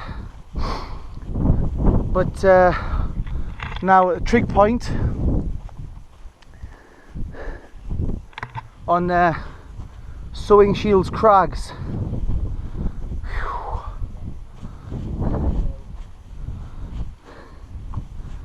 I think it's just general tiredness now. Got about another 16 miles to go.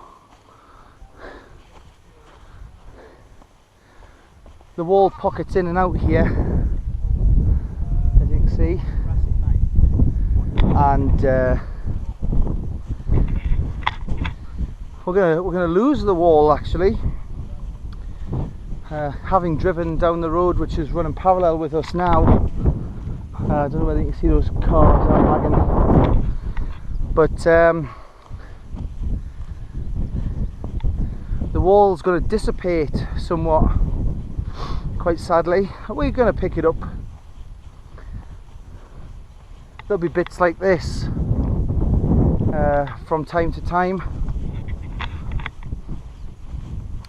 but sadly we've kind of left the best bit now behind us. I look over across to my 1 o'clock, I can see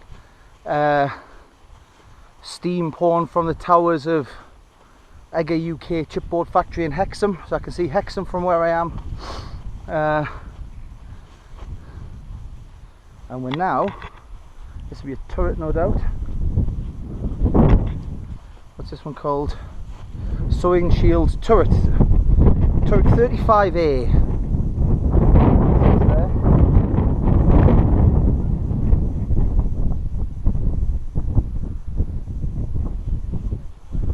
So fortunately we're now kind of all downhill really into Chollerford. So So we're going to go there. We've got quite a couple of, well, we've got one steep descent at Warwick, which runs, and then we go past Chester's Roman fort. But yeah, sadly the water there, you see, kind of wall disappears in places and comes back. Kind of going to have that for the next, well, until we stop in about 15-16 miles time. Well, I'm wishing it's 16 miles. I hope it's not any further. I'm quite tired, but I think that stop back there is, you know, brought on this general malaise. Yeah. Sheep.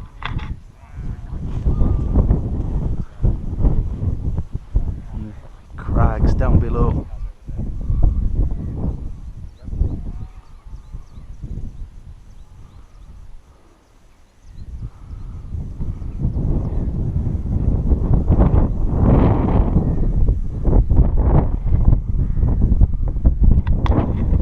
So some beautiful scenery.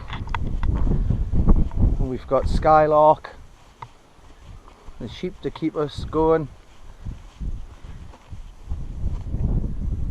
Some crows. I can hear crows over there. Okay.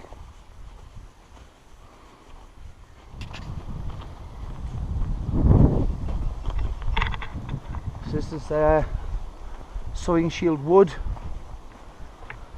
Whoa. Well, we get out the sun a bit. The sun's quite hot.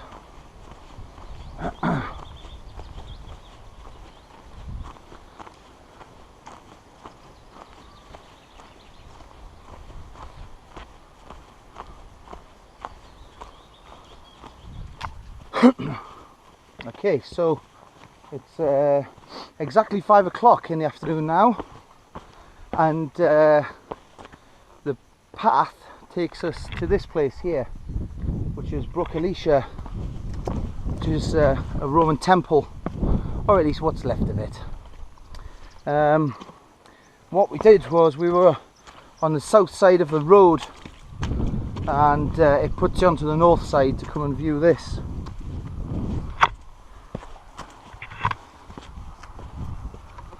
I've never been here before in my life. Driven past it so many times. Well, actually the car park is up and over there by about well, it's probably just short of a kilometre's walk, I would imagine. Here we are, Brook Alicia.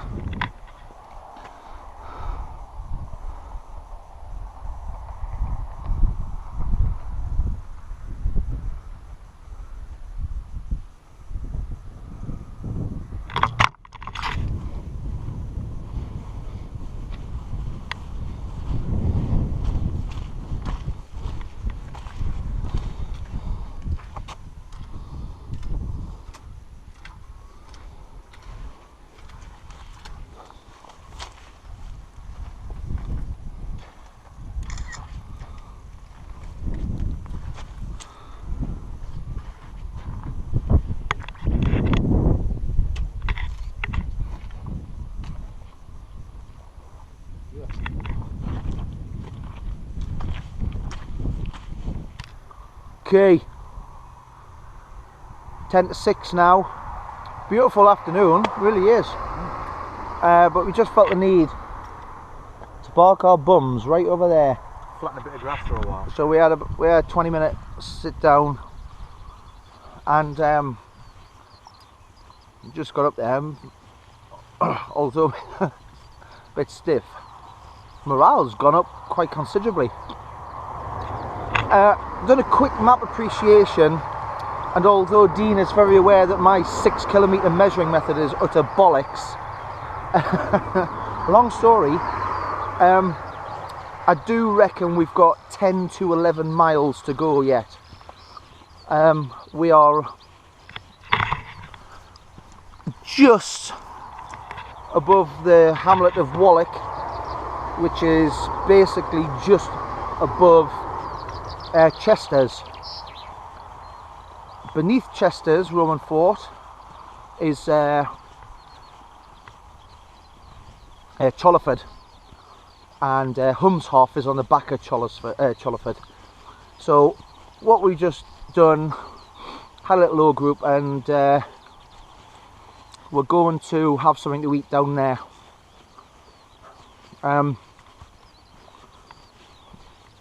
So yes, it's going to be a late one, but at least we're going to have some proper food now, and keep our rations, and if needs be, eat again when we get to our accommodation, which is down at Hollow Hill.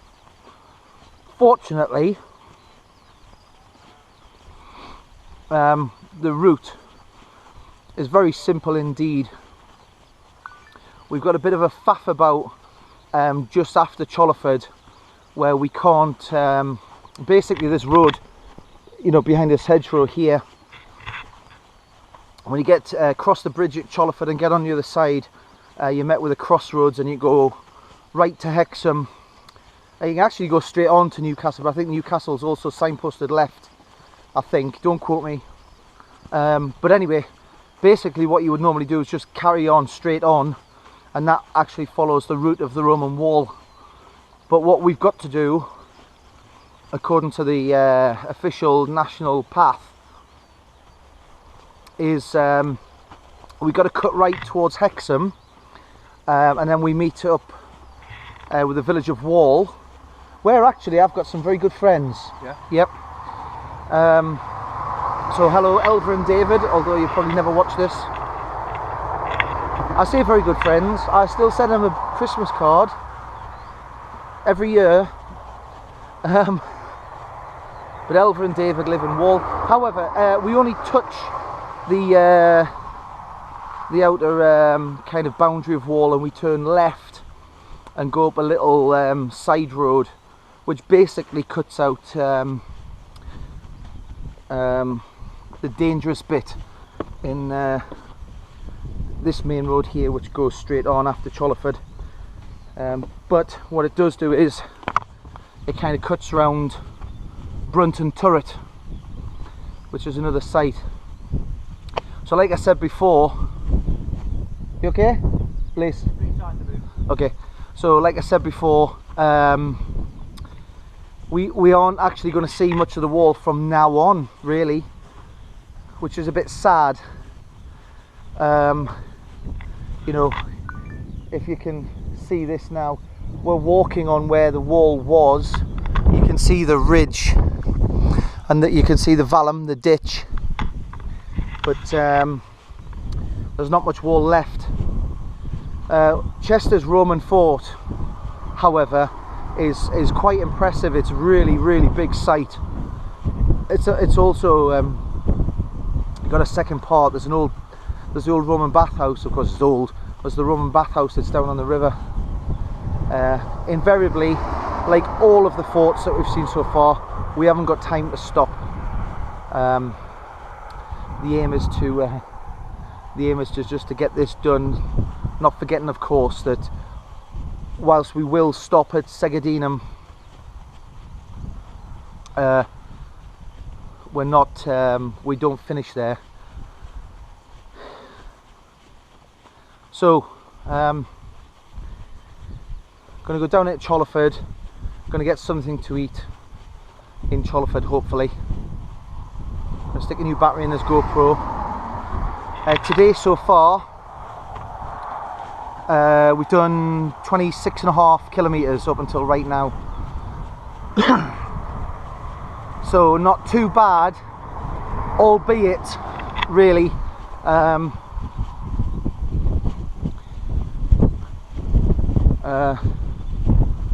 all of the quarries, all of the crags that we've encountered from kind of the start after Greenhead, they've really taken it out of us, really. Not underestimated in the slightest, but just time to go up and down, you know. So I'm going to set up a tent. Yeah, we did. We set off potentially an hour or over an hour later than we would have done normally. So if I say we were going to be leaving at 8:30, you know, we're an hour and a half behind time anyway, plus we've done an extra 10 kilometers, so we would have been finished by now. We talked briefly before about, you know, there may be a possibility that we have to cut today short by about 5 miles and get transport to our accommodation and then come back tomorrow and redo it. But you know, quick map appreciation, quick head check, quick morale boost, and we'll just crack on, even if we do get there at 10 o'clock tonight. So, but you know, we're going to be doing nearly just short of 30 miles today, when there's a bit more fatigue and certainly injuries to deal with on my part. So yeah, I expect this YouTube video is a bit of a beast, but Dean and I did say, making it, that we've reviewed a lot of YouTube videos so far of people who are walking the wall, and we wanted to make a better quality insofar as picture, but get a lot more views, get a lot more, you know, countryside in, and a lot more involved in what we're doing. And hopefully, you know, it's probably two-part for you. Yes, you're going to get to see the sights, or you're seeing the sights now, but also you know, the trials and tribulations that we're going through, which, to be fair, you know, my fault for having smashed heels, but at the same time, really consider, if you're ever going to, you know, trek anything this distance and you're not as conditioned, let's say, then really consider doing less distance, more days. I mean, the route that we're doing isn't the 84-mile route. We're going to go 100 miles. And Dean and I talked before that, you know, if I personally was going to do this, carrying all the weight, you know, then I would do about 10 miles a day and just take my time and take it in. And I say that because today, as I've harped on at Dean about for months, that today's section is the most interesting part. But in saying that, we have seen a lot. You know, the latter part of yesterday, countryside was very interesting, extremely interesting. So there you go, some thoughts really. Oh, 9 minutes of yakking. Have a look at these big stones.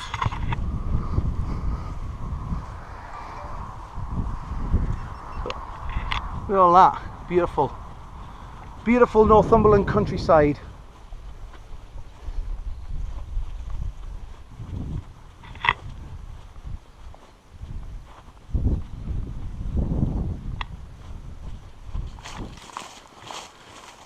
Right, so 7:10 now, and this is Chester's Roman fort. Obviously it's shut, but I have been in there before. It's quite a big site, quite interesting. I've got half a mile to go before we get to Chollerford, and we're hoping to hell that we can get something to eat in there. Walking on the tarmac's not good. We've walked on the grass verge on the right hand side of the road. Feet are pretty swollen now actually. There we go. I don't know whether you can see me with the sun behind me. Okay. So after being forcibly embarrassed to walk through the middle of the restaurant in front of about 50 old people, because we asked to come outside and not sit inside. We finally got our scran, and here it is. So my mouth's watering so much. We've still got 10 miles to go after this, so we're actually probably going to get in about midnight tonight, although that does sound insane. We don't really want to you know, have to cut it short to add that distance on tomorrow, because I do actually want 2 short days tomorrow. Tomorrow and Friday. So from the lamb, from the steak, Rare. and from the George Hotel at Chollerford. See you. So it's now just after 9:15 at night, and we're leaving the George Hotel behind us here in Chollerford. We're going to cross the bridge here, across the Tyne. It's a beautiful night. We've had a good feed, as you've seen.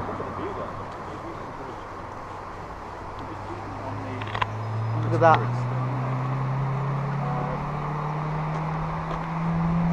Steak is nice actually. Rare. Fish jumping in the river there. I think if we were to play, we would put it in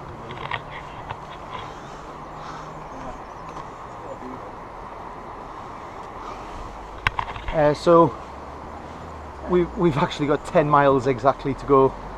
I had my boots off before, heels are in rag order. I think we're sweating all day, the dressings have just come loose. So we'll see what we can do. I'm going to stop here and take a picture of this. Right then, so we've just come up from Chollerford, and this section of wall is plane trees. It says there it's significant because the narrow piece of the wall joins a wider piece of the wall, which you can see not really from this angle, but potentially we're not going to see any wall after this. Potentially, I can't really remember exactly, but we may not be able to see. Oh, there you go. There you can see it. You can see it. So a 2 metre wide section here joins a 3 metre wide section. Bear in mind, of course, that this thing was like 5 metres high, 6 metres high.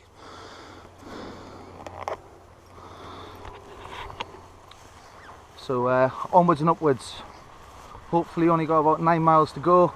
We're nearly at the top of Brunton Bank here. My godmother used to live up here. I've got a good friend whose family still lives in a house at the top of the hill here.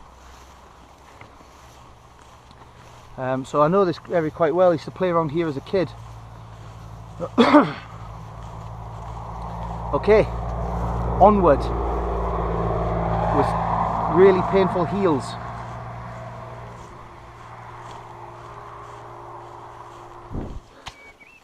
Well, hello. So we're at the top of Brunton Bank now, thank God.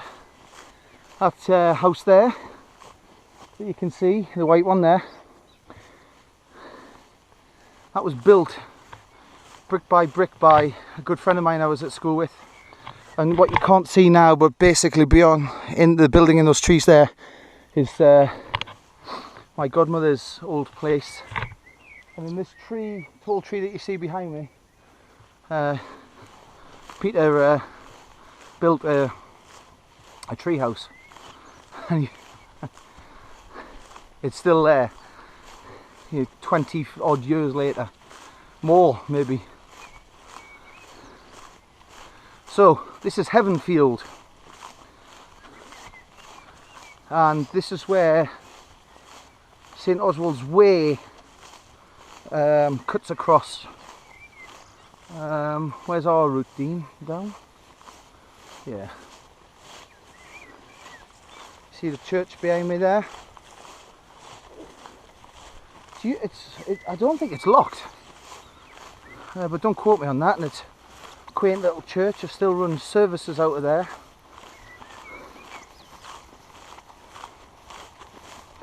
And someone travelling along the road in a Ferrari. Oh, lovely. Lovely. And you see the big wooden cross there.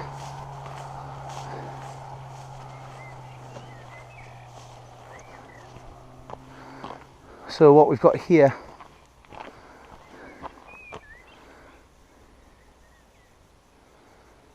yes, a number of footpaths intersect at this point. Unfortunately, we haven't got time to go up into the chapel, into the church. Are we heading in the right direction? So? It doesn't really matter, we've got to go along this road. Okay, onward.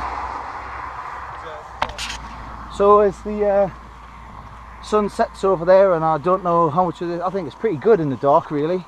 Yeah. Well, it's not dark, it's plenty of light for us. No Roman wall really, but you can still see the vallum, the ditch, and where it runs along. Still really prominent feature in the landscape here. And actually, if you look on Google Earth satellite imagery, you cannot miss it whatsoever.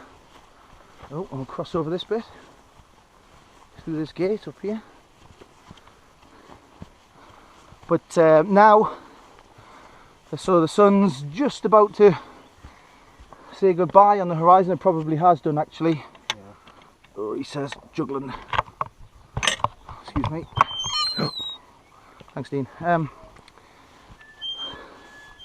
The bunnies are out to play. It's cool enough for them to come out now, as we can see ahead of us here.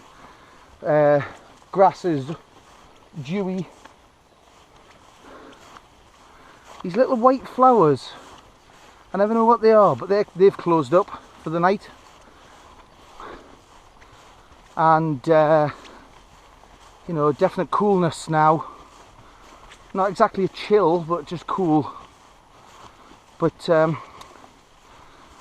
even though I promised Dean that it was all downhill from Brunton Top, we're kind of going up a hill. No drama. What goes up must come down. So it's a shame that forest and that wood there is in the way, because we could see the sun going down on the northern horizon. Never mind. It's been a good day. It's been a hard work. It's been a character building day. Yeah, definitely. And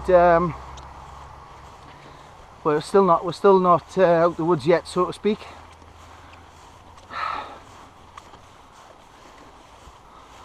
Just want to get off this incline.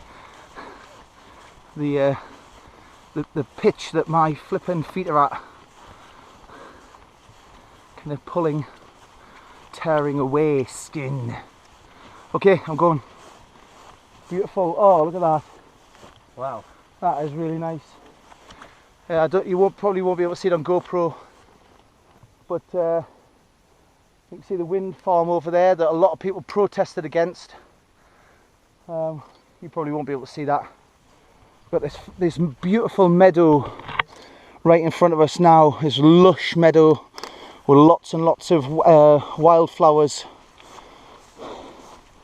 It's quite a magical time of night, to be fair. So I'm going to take a picture. Hello, you can't see anything, it's pitch black, I think, to you. It's now 20 to midnight, and we've got about 3.5 miles to go. We've now come on to what is quite a hard track, you know, kind of, I don't know what they call this surface. Gravel. It's like tiny gravel. And it's not too bad. It's enabling us to move a lot quicker down the road, but kind of up until this point, I mean, we've been walking on it for what, best part of a mile, I would say. Yeah. But up until that, We're walking along the edges of farmers' fields,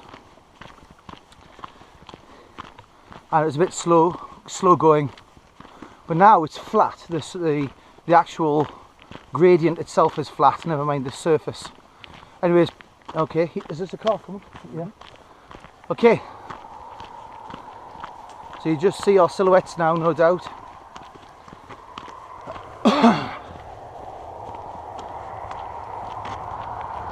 So I can see my breath now. Pretty chilly on my arms, but I'm not gonna stop now to do anything when we're so close. Okay, I'm gonna go because you probably can't see a thing. Ciao for now. Well, good morning everybody. It's 20 to 9 on Thursday the 22nd of May. Dean and I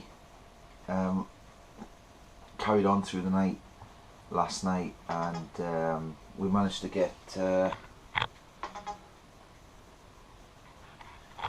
we managed to do 51 kilometres in the end, and we're down here at Northside Farm in Hollow Hill. Sorry, that's just how tired I am. We got in about 1:15 in the morning, and so we booked one of these things, one of these micro lodges, as you can see, which is actually very comfortable. However, all the micro lodges are named, and we went to the one that we'd booked, and there's blokes in there asleep, so that was a bit demoralising. Having already spoken to the owner at 9 o'clock at night yesterday, 9 PM yesterday, she says you know, the key will be in the door. So we hunted round all of the other lodges, or they call them wigwams, you know, it's not what I would call a wigwam, but never mind. And the key was in the door of this one. We booked bedding, and clearly, as you can see, there is no bedding. So tried to phone the owner many times over the course of 20 minutes, but to no avail. There's a little heater here, a little night storage heater. So we battened down the hatches and switched on the heater. I personally got changed out of all of the clothes that I had. So new socks, new underwear, new trousers, new t-shirt. Put my my fleece top on. Put my jacket on. And as you can see here, I've used two of these little mattresses as a pillow, and Dean used his rucksack as a pillow, and got some sleep. Basically just so exhausted, fell asleep straight away. But my my other t-shirt and my trousers, even though we walked into the kind of late night, we're just soaking in sweat.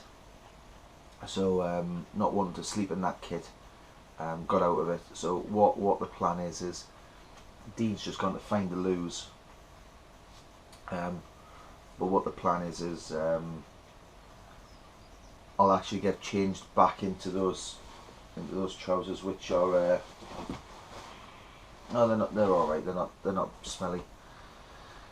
And keep these clothes for tomorrow. Basically, it's absolutely hoofing it down with rain outside, and it has been for quite some time.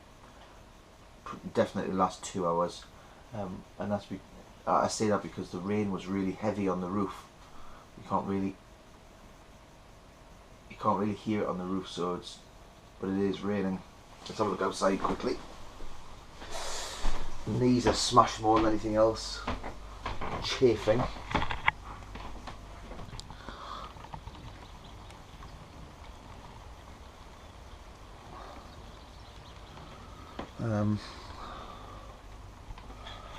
So we're kind of looking out on the farmland. I think it's about 10 micro lodges, as you can see, probably see out that window. They're very, very busy. You can see online that how booked up they are, and so they are very, very busy. So the plan is that we're going to be kicked out here at 11. But the plan is that we'll get something to eat, and we're going to take a leisurely stroll today, as we go about 15 miles today into Newcastle city centre, where we're staying tonight, and then final day tomorrow. It'll be Segadinum and then along the coast and up. I've got a couple of more blisters, but only really small ones. Dean's got some raw toes, I believe, and he's got a bit of a cold. I shouldn't say that. He's all blocked up. That was the wrong thing to say. He's all blocked up. I really feel for him, but I think he's all right. So we'll just see what's going to happen. We had made plans about what we were going to eat and when we were going to eat today, given that our rations are now low. But I've got these boil in the bag Wayfarers here. So I've got one meal and one pudding. So I've got chicken casserole and sticky toffee pudding. So the plan was we'd have breakfast, which I've got some porridge in a bag. With the porridge has got some chocolate powder in it, and also some powdered milk. So we'd have the porridge now with a couple of snacks that I've got in another bag, and the plan was to eat these in the middle of the day, and then tonight we'd be in Newcastle, so we'd eat properly. Tomorrow morning we'd have breakfast somewhere in Newcastle, and again in the afternoon we'd be hitting Tynemouth, so we could get chips, because basically we've only got food for today, food for breakfast and lunch today. So that's the plan as far as eating is concerned. Thank God we stopped for food yesterday at the George in Chollerford, because that was just a lifesaver as far as the pickup of energy levels go. So looks like I'll be sticking the waterproof back door on this GoPro, given that it's absolutely hoofing it down, and we'll see what happens.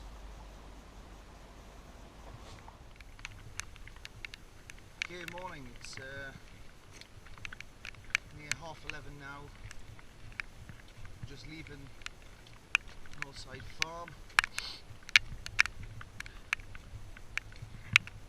You can see it's chucking it down. My heels are in rag order, my groins are in rag order.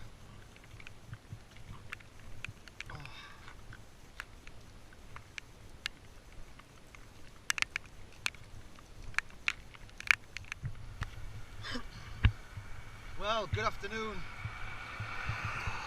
So, bit of a temporary setback this afternoon. We're kind of starting when we should be finished. It's now 4:30 in the afternoon, and we've just been dropped off at Hollow Hill. We stayed down there last night, but just after I set off this morning, I made the decision to stop and go back to the wigwams and cut the dressings off, and it was apparent that I needed medical attention. So picked up, went back to Hexham Hospital, where I think I was there about 3 hours or so, and had my wounds cleaned and redressed. And the staff in the A&E, or emergency care centre as they call them these days, were very, very understanding indeed, and supported me in my decision to want to carry on. So the overall decision that we've made is that we're not going to go to Whitley Bay. We're only going to go to Wallsend. So we're going to get as far as we can today, and I'm hoping that I will get to where we're staying tonight in the centre of Newcastle.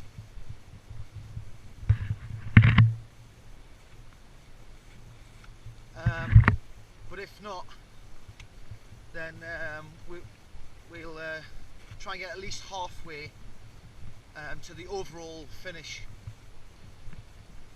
today, and then do that little bit of distance extra tomorrow, but we'll soon see.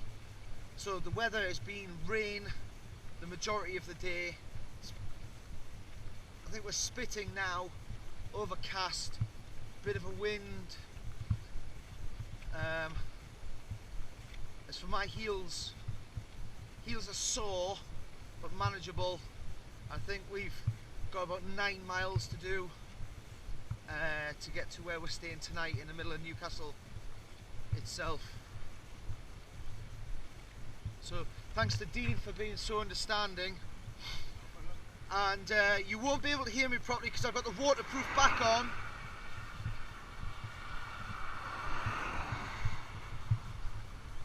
So a little disappointing, and I'm actually quite disappointed with myself, but you know, at least we should be able to make it to Wallsend, which ultimately is the overall aim, and then we'll have walked the length of the Roman wall path.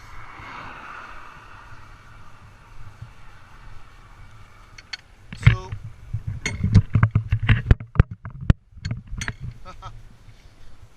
we're now just crossing the road by Albemarle Barracks, where the Royal Artillery are,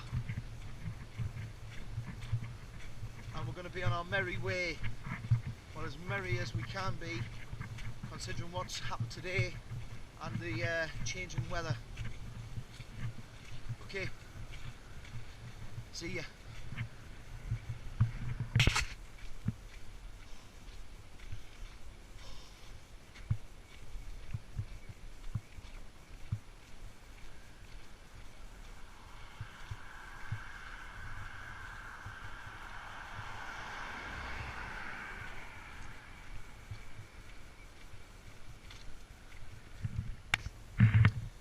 Welcome.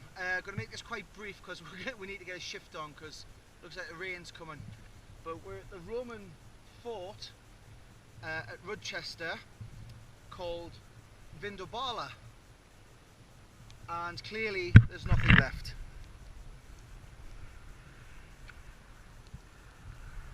So it's been excavated a couple of times. I know this already, it says on here, it's been excavated first of all in 1924, sorry, before that in 1902, and then in 1924. There's a tiny little bit left in the middle, but essentially there's nothing left. But this was a major fort that's just outside of Newcastle, and it's a shame that there's absolutely nothing left, as you can see.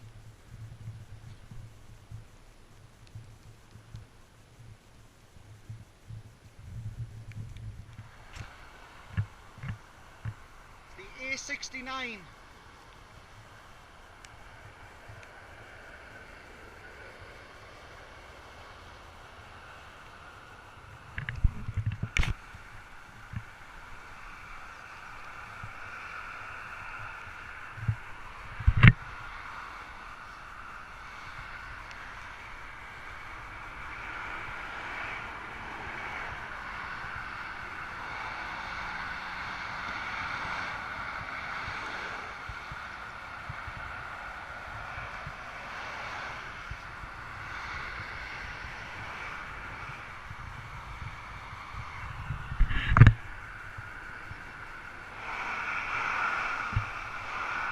A69 to Newcastle.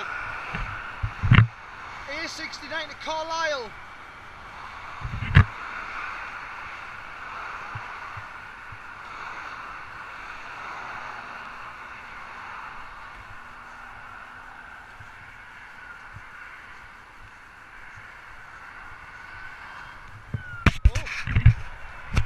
Bit of action.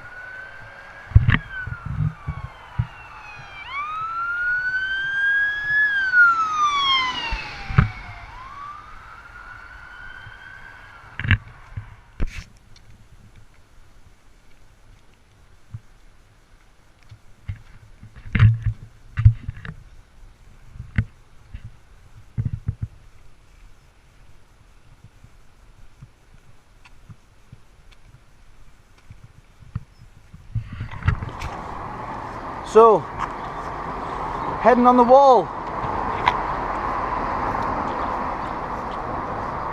There's a 3 tons pub behind me, as they would say in this part of the country, and it's polling day today all around England, and so we've got a polling station here.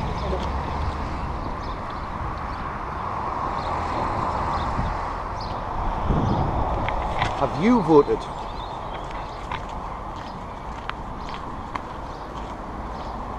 So we're skirting around the back of the petrol station here, and we're actually going to head directly south here onto the River Tyne, and we're going to be walking along the River Tyne for a way. We're just at the top of Sugar, quite literally. Heels are a bit sore, just popped some more tablets. Not complaining. A little bit slower than intended, but well, probably if I went any faster I'd do myself an injury. Worse than I am injured now. Hero. So, let's go.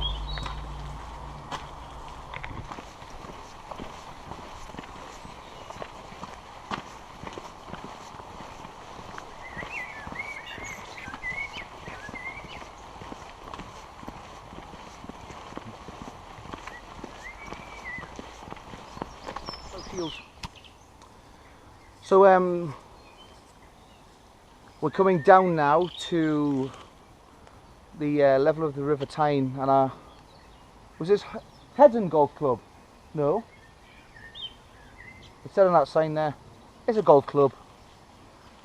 Dean and I have thought, oh bollocks, we'll just sack tonight off and we'll go and do 9 holes. Only kidding. We've actually got quite a long way to go. Progress is slow because Big Rick here has got sore feet. So we're going probably about a mile an hour, quite literally a mile an hour slower than we intended. But yeah, so far the Hadrian's Wall path has taken us through a couple of housing estates up at Heading on the Wall, which is up on the top of the hill. We've come down past Close House, which is a biological research or botanical and biological research facility, and now along past the golf course and some rugby and football pitches. The weather's a little bit on the miserable side, but at least it's not raining. But it's it feels as though it's going to rain. So, catch you in a bit.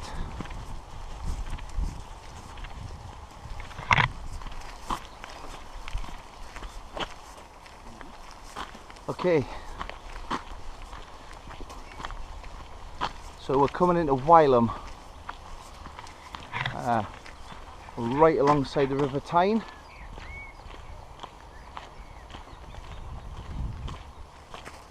There's some people rowing. Are they coming back? Yeah, there they are.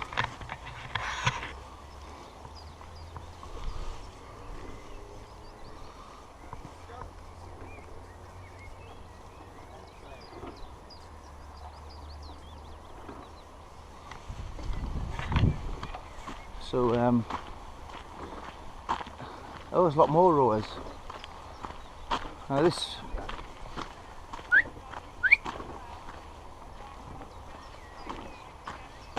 some more rowers, and this is known as Hadrian's Way, and this is the name of the path as I remember it as a kid. Hadrian's Way, as opposed to the Hadrian's Wall path.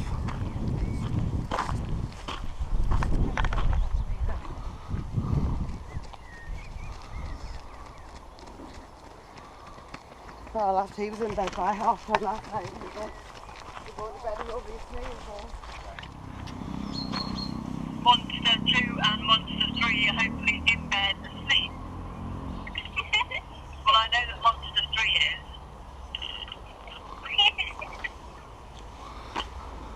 Of the oh, hello. It's 20 past 8 now, and we've probably got about 5 miles to go. Right, we're going over the A1 now.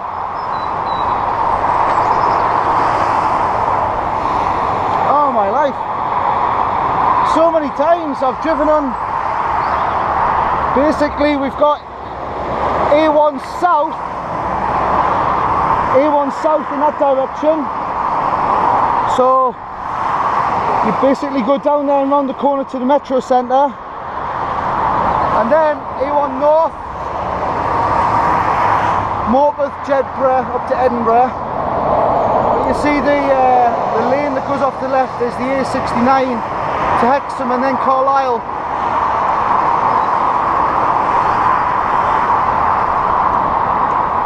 So we're kind of skipping round a bit of dangerous road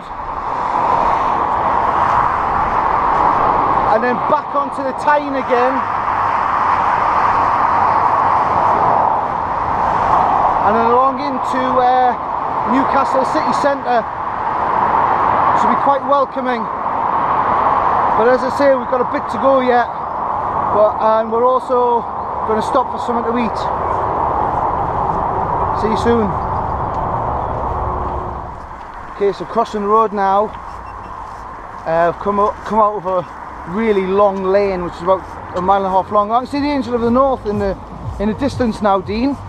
Yeah, if you come out behind the trees. Over that way, is it?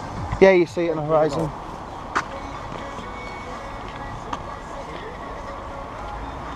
You see it on the horizon there? Oh yeah. I wonder if we'll see that with GoPro.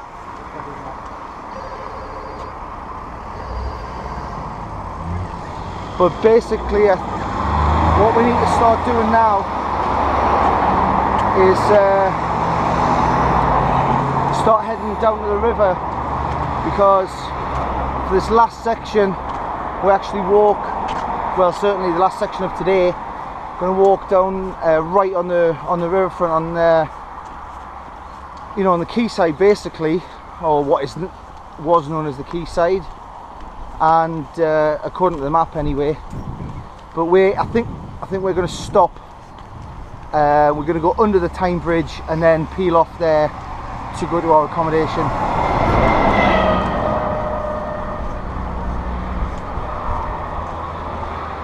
So we've got the traffic to put up with now. Greetings, it's 20 past 9 now, 2 miles to go until our accommodation, and we've just dropped down off the main road right onto the River Tyne. There you can see, you know, for the past 6 miles or so, the route has been called the Hadrians Way, as I've discussed previously. I think I need to get out of the way. Dean's taking a picture. So now, sorry, there you go. Now we're going to see, we're now going to be walking right alongside the river and see some sights, really, because up until now we haven't seen anything. We've just been walking along a few leafy lanes, which if you were riding a bike would be quite nice, but you know, fairly boring, and you know, for walking. I just had a quick stop back there. I've got a bit of a RSI issue in the inside of my left knee from walking on this, but it's also the same pace that we've had for 6 miles. or even long, and you know, since we came away from the off yeah, through the housing estate. But we've got 2 miles to go. 2 miles to go. See the very prominent, I don't know if you can see this on GoPro, very prominent tower blocks, flats that have been there as long as I know them. They always remind me of Newcastle, actually, when I see those, when I'm on the train or driving past in the car. Anyway, onward. Well, hello. It's now just coming up to 10 to 10, and we've just turned this bend here, and actually as we've walked along this last 50 metres behind me, you can see there, and we've come in sight of you know, a lot of the bridges over the Tynes. Really a nice sight. So from this point, you know, we can see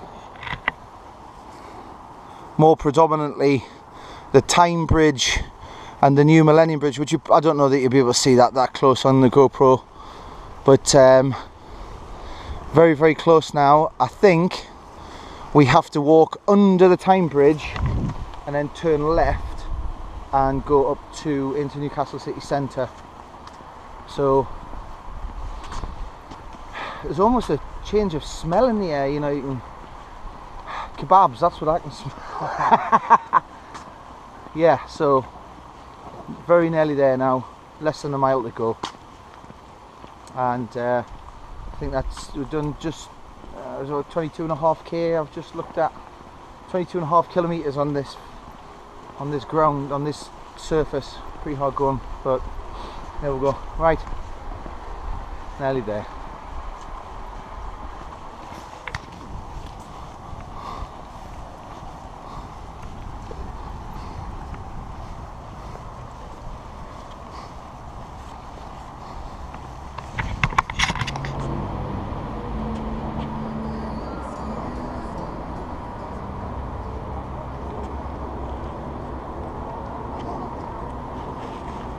Always puts a smile on my face to see that bridge.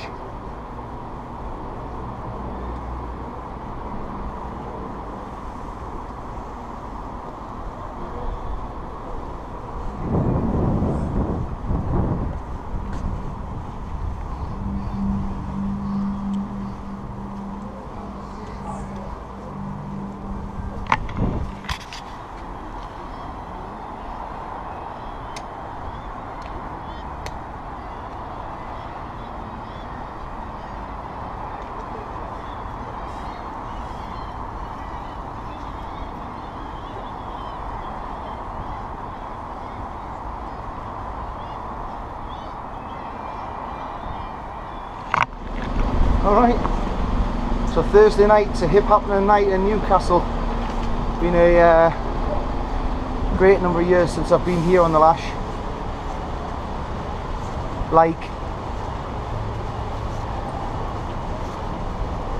14 years. I've got to find out where we're going now.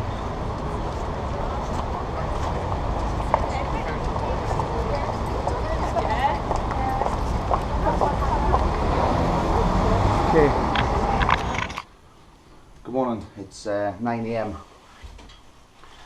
on the last day, Friday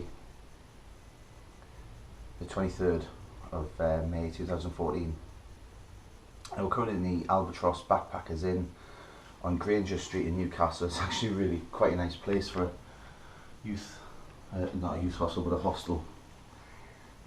So yeah, today's last day. It's not that far to Wallsend, it's about 4 miles. I've decided I will continue as best I can, although I've got a really sore, it seems like some kind of repetitive strain injury on the inside of my left knee here. It's quite sore. But we're going to try and continue actually up to Whitley Bay. At the very least get to Tynemouth, which isn't too far. It's probably about 8 miles. What a sleep.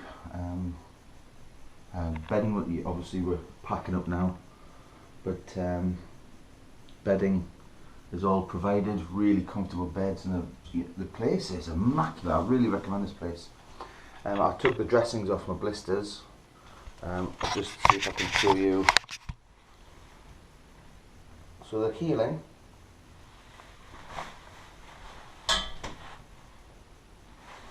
And I'm going to use the dressings that I got from the hospital to replace those. And I've taken the antibiotic tablet that I was meant to take, and I've taken some Brufen. We just need to go and get something to eat, and the Brufen will kick in once I have some food. But really good sleep actually. I was just saying to Dean there that the last couple of miles yesterday I could feel myself doing this as I'm walking along, so I feel really closed chested, really hard to breathe, but I'm sure once I get outside in the fresh air I'll be okay. So here we go, let's see what happens.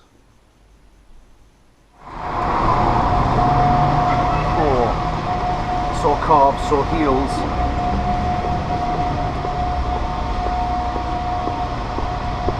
(10). Just had breakfast in Mark Tony, just there. Dean's in here.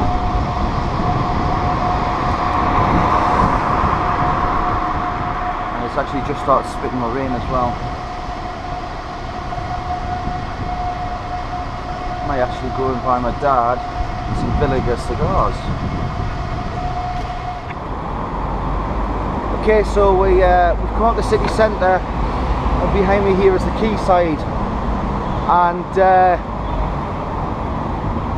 when you see something like the Tyne Bridge like that, which is actually just a smaller version of the Sydney Harbour Bridge, you're just in awe.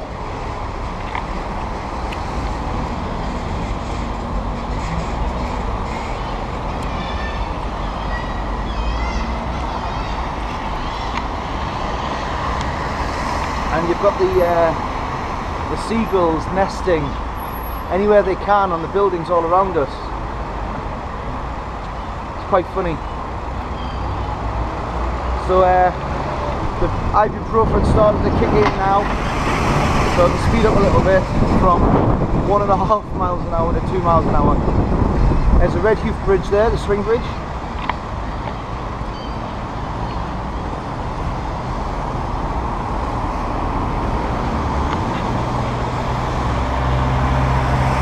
And we're coming down now, and we're now underneath the Tyne Bridge.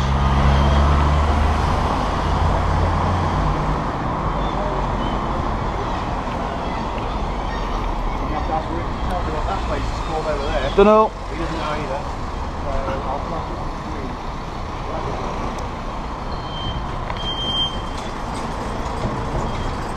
you. Beautiful. Watch out, Dean, so we don't get knocked over. A lot of traffic here. A lot of people wondering what we're doing with GoPros.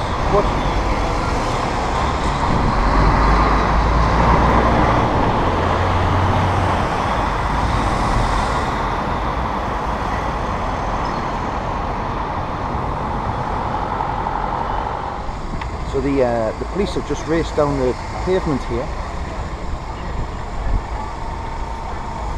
be interesting.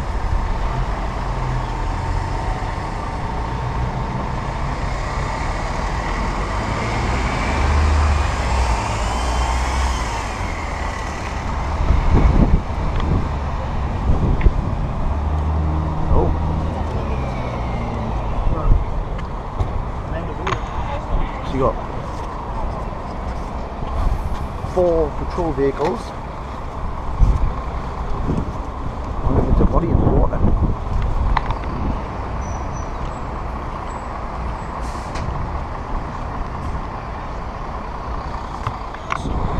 So it is. There's a body in the water. Somebody face down. Oh my god. Well, I've seen a lot of dead bodies in my time, hundreds of dead bodies, and it's always harrowing when you see for the first time that dead body. It's pretty sad. So now we'll let the police do the thing. Got the Tyne bridges behind us. And the Millennium Bridge right here with the old Baltic flour mill, which is now an art gallery behind it.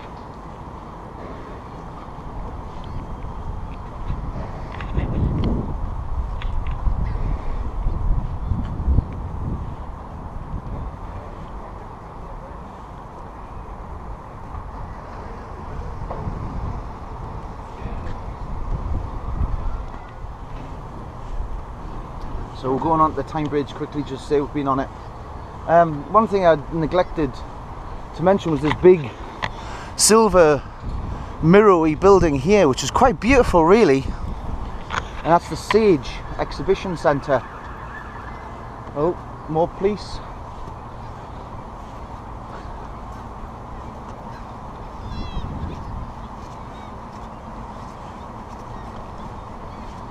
We've got HMS Callip across to my right there.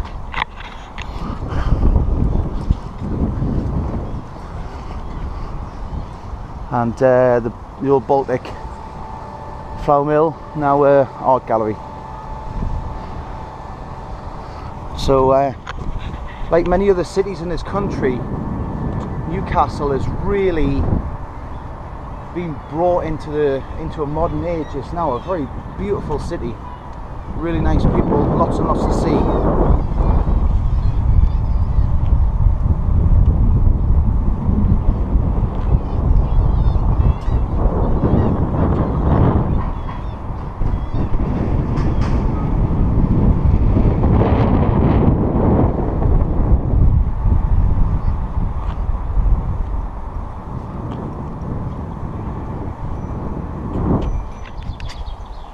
So we're moving away from the main part of the quayside now.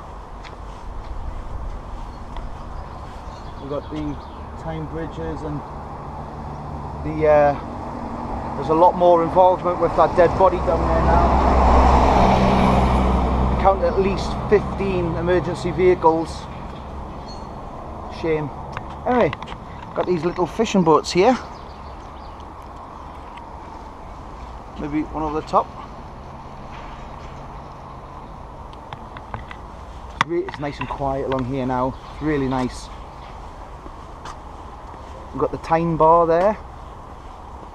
No doubt would have been a haunt for sailors in the past, and fishermen. Well, fishermen more than sailors, I would expect. Sailors in the sense of anybody who had a boat and stopped here at this quayside dock here.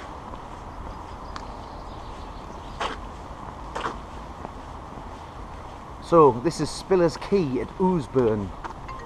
Oh, and we got a phone call. See you in a minute.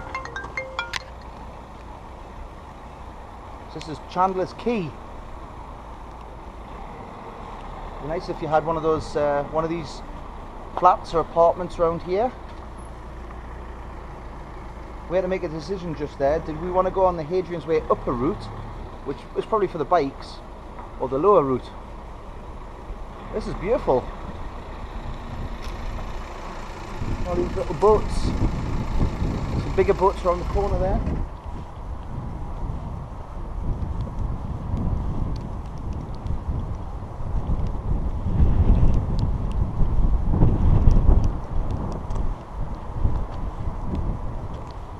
Lovely. And we're going to head up onto Merchant's Wharf next. Back onto the Tyne here.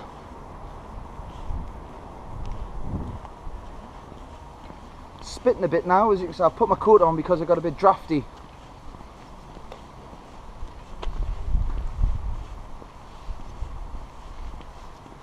Not far now.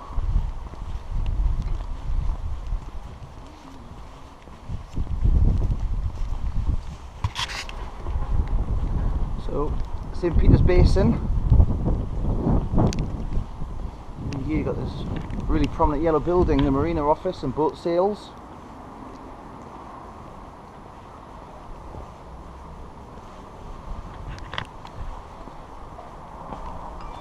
Quaint little place. We need to get a shift on. Dean's hurrying me up. I can see. I'm being a bit of a tourist. Fine Northumbrian building. Northumbrian colours. Yeah. Except we're in Tyne and Weir. Ah. That's it then. Morning. Are you running? Trying. Aye. Aye. One day when I win the lottery. Beautiful. Not beautiful weather though. Ah, Hadrian's Way. Should we walk this way? Let's walk down here. Let's walk down here.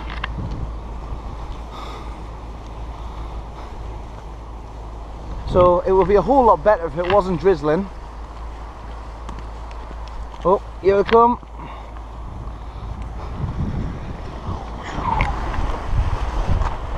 Starting to see seaweed.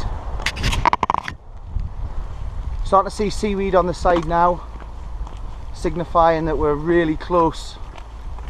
And to be honest, Wallsend is just round this corner.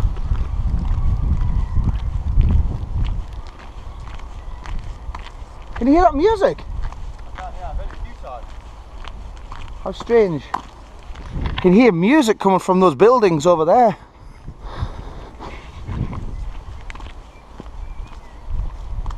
Right, okay. Lerley to Wallsend.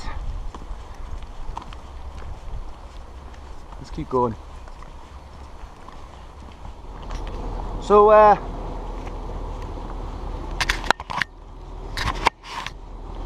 right, so it started kind of drizzling, light shower, and we're now coming into shipbuilding country.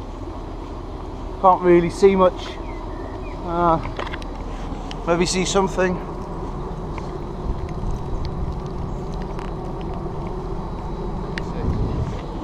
So, all cyclists. Not too far to go, less than a mile to Wallsend now.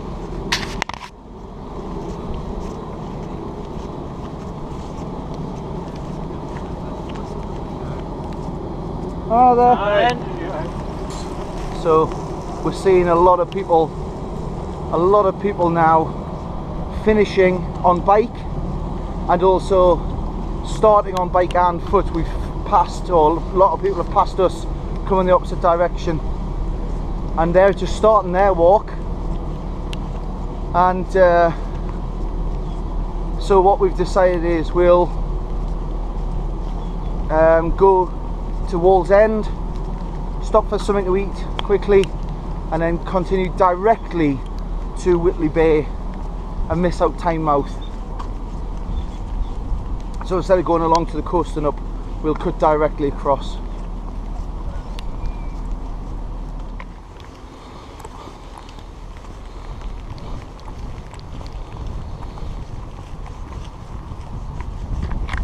You alright? Sure? Aye. Been waiting. Alright. Being a big guy, you know. Take your time then. Aye. Where are you going to now? I've just came from Joe. Alright. Can't like that. Maybe you want to stop for something to drink, like. Some close me here. You sure? Aye. Take care then. Not unless you've got a bottle of water on you like that. I haven't, like, I've only got some stuff in here and it's got some medicine in, so I can't give you that. Alright, look after yourself. Alright, buddy. Wallsend. What's the camera for? Huh? What's the camera for? I'm filming the route. I've walked all along the walls, the Roman wall. Aye. Camera documentary or something? On YouTube, aye. Aye, that's fine. Aye. I better get going. I've got to go to Whitley Bay after this.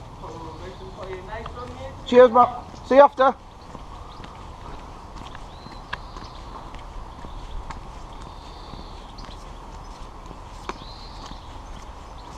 Probably just nick the bike.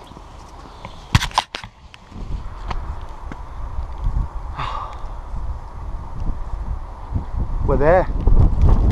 We're there. This is it. That tall building behind me here. That's the visitor centre at Segedinum. We've done it. We've done it. Oh. Oh, elation.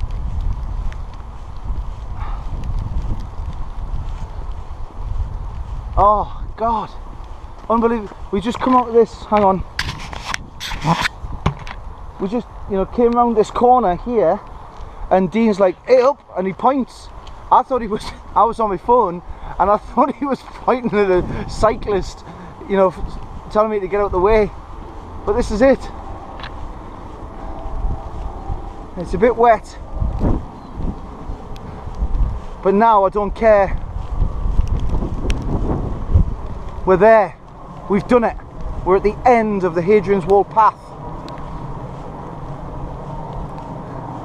And the funny thing is I'm not going to go into Segedinum because it costs you to get in. But we've done it. This is it. Look.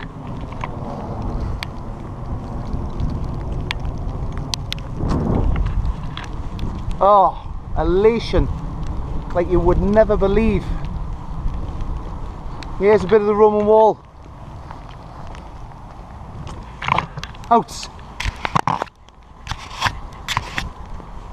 Outside the boundary of whoever owns the Segedinum site now, I can't remember, it's private. Yes! Look at that. Segedinum Roman fort, the eastern end of Hadrian's Wall Path National Trail. 84 miles to Bowness-on-Solway. And like so many people have done here, I'm going to go up and I'm going to take a picture.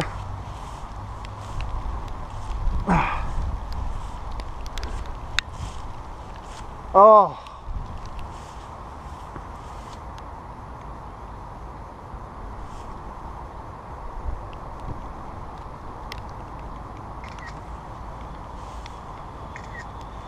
We've done it. We've done it. So we just had to go round and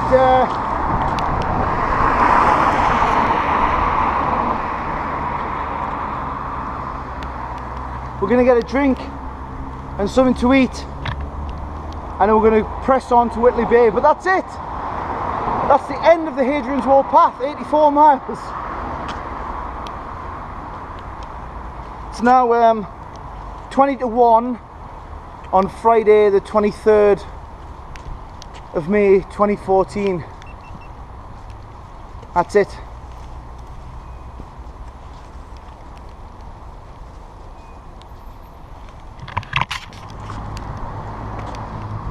So we've got the visitor centre here behind me, but this is the fort, or what's left of it, here, that had houses built on top of him.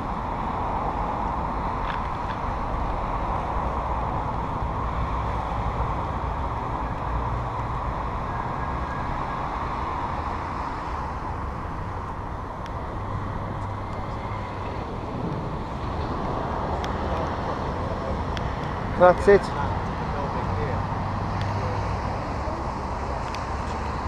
Wet. A little bit drafty. But we've done it. What a walk.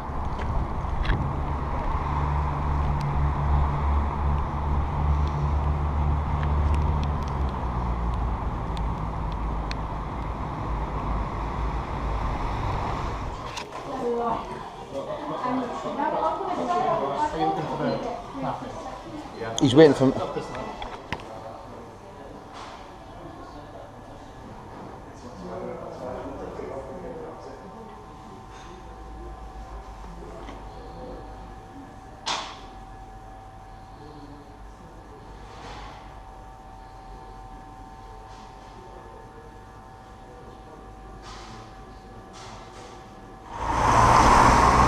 Okay, so we've put Segadinum behind us. We're going to walk through Wallsend and try and get as best we can as the crow flies on the ground up to Whitley Bay. Drizzly now. Got a few goodies in the shop, including a certificate, the badge, a couple of other things, but now to Whitley Bay if we don't get knocked over.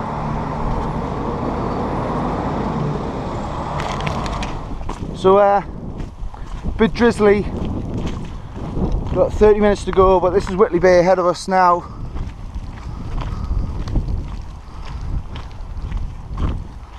Been pretty boring until now. Hi there.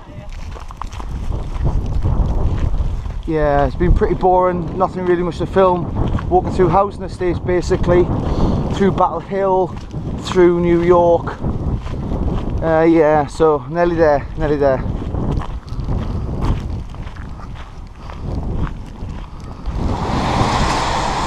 Okay, we're there.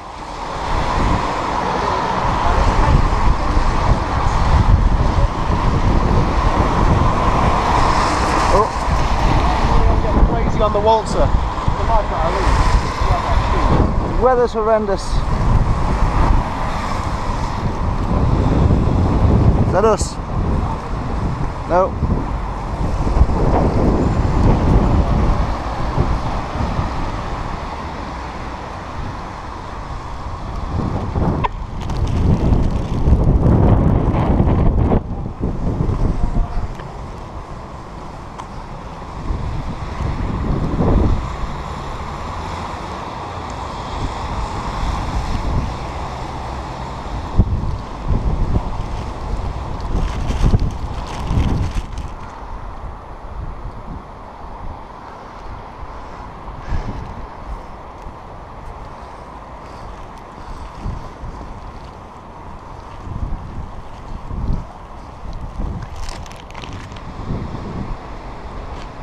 That's it.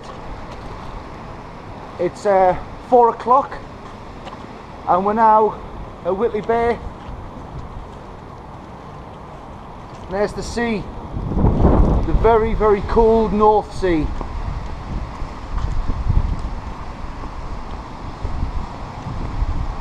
Welcome to Whitley Bay.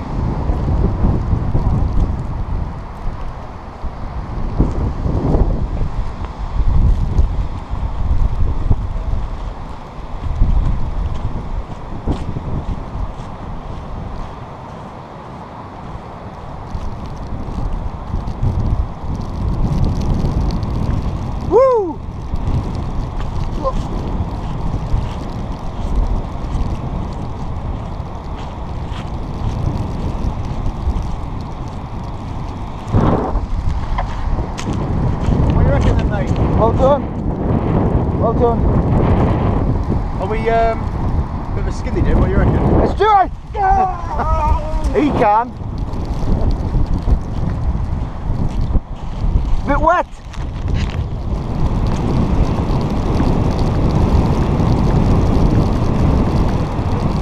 The really cold wind.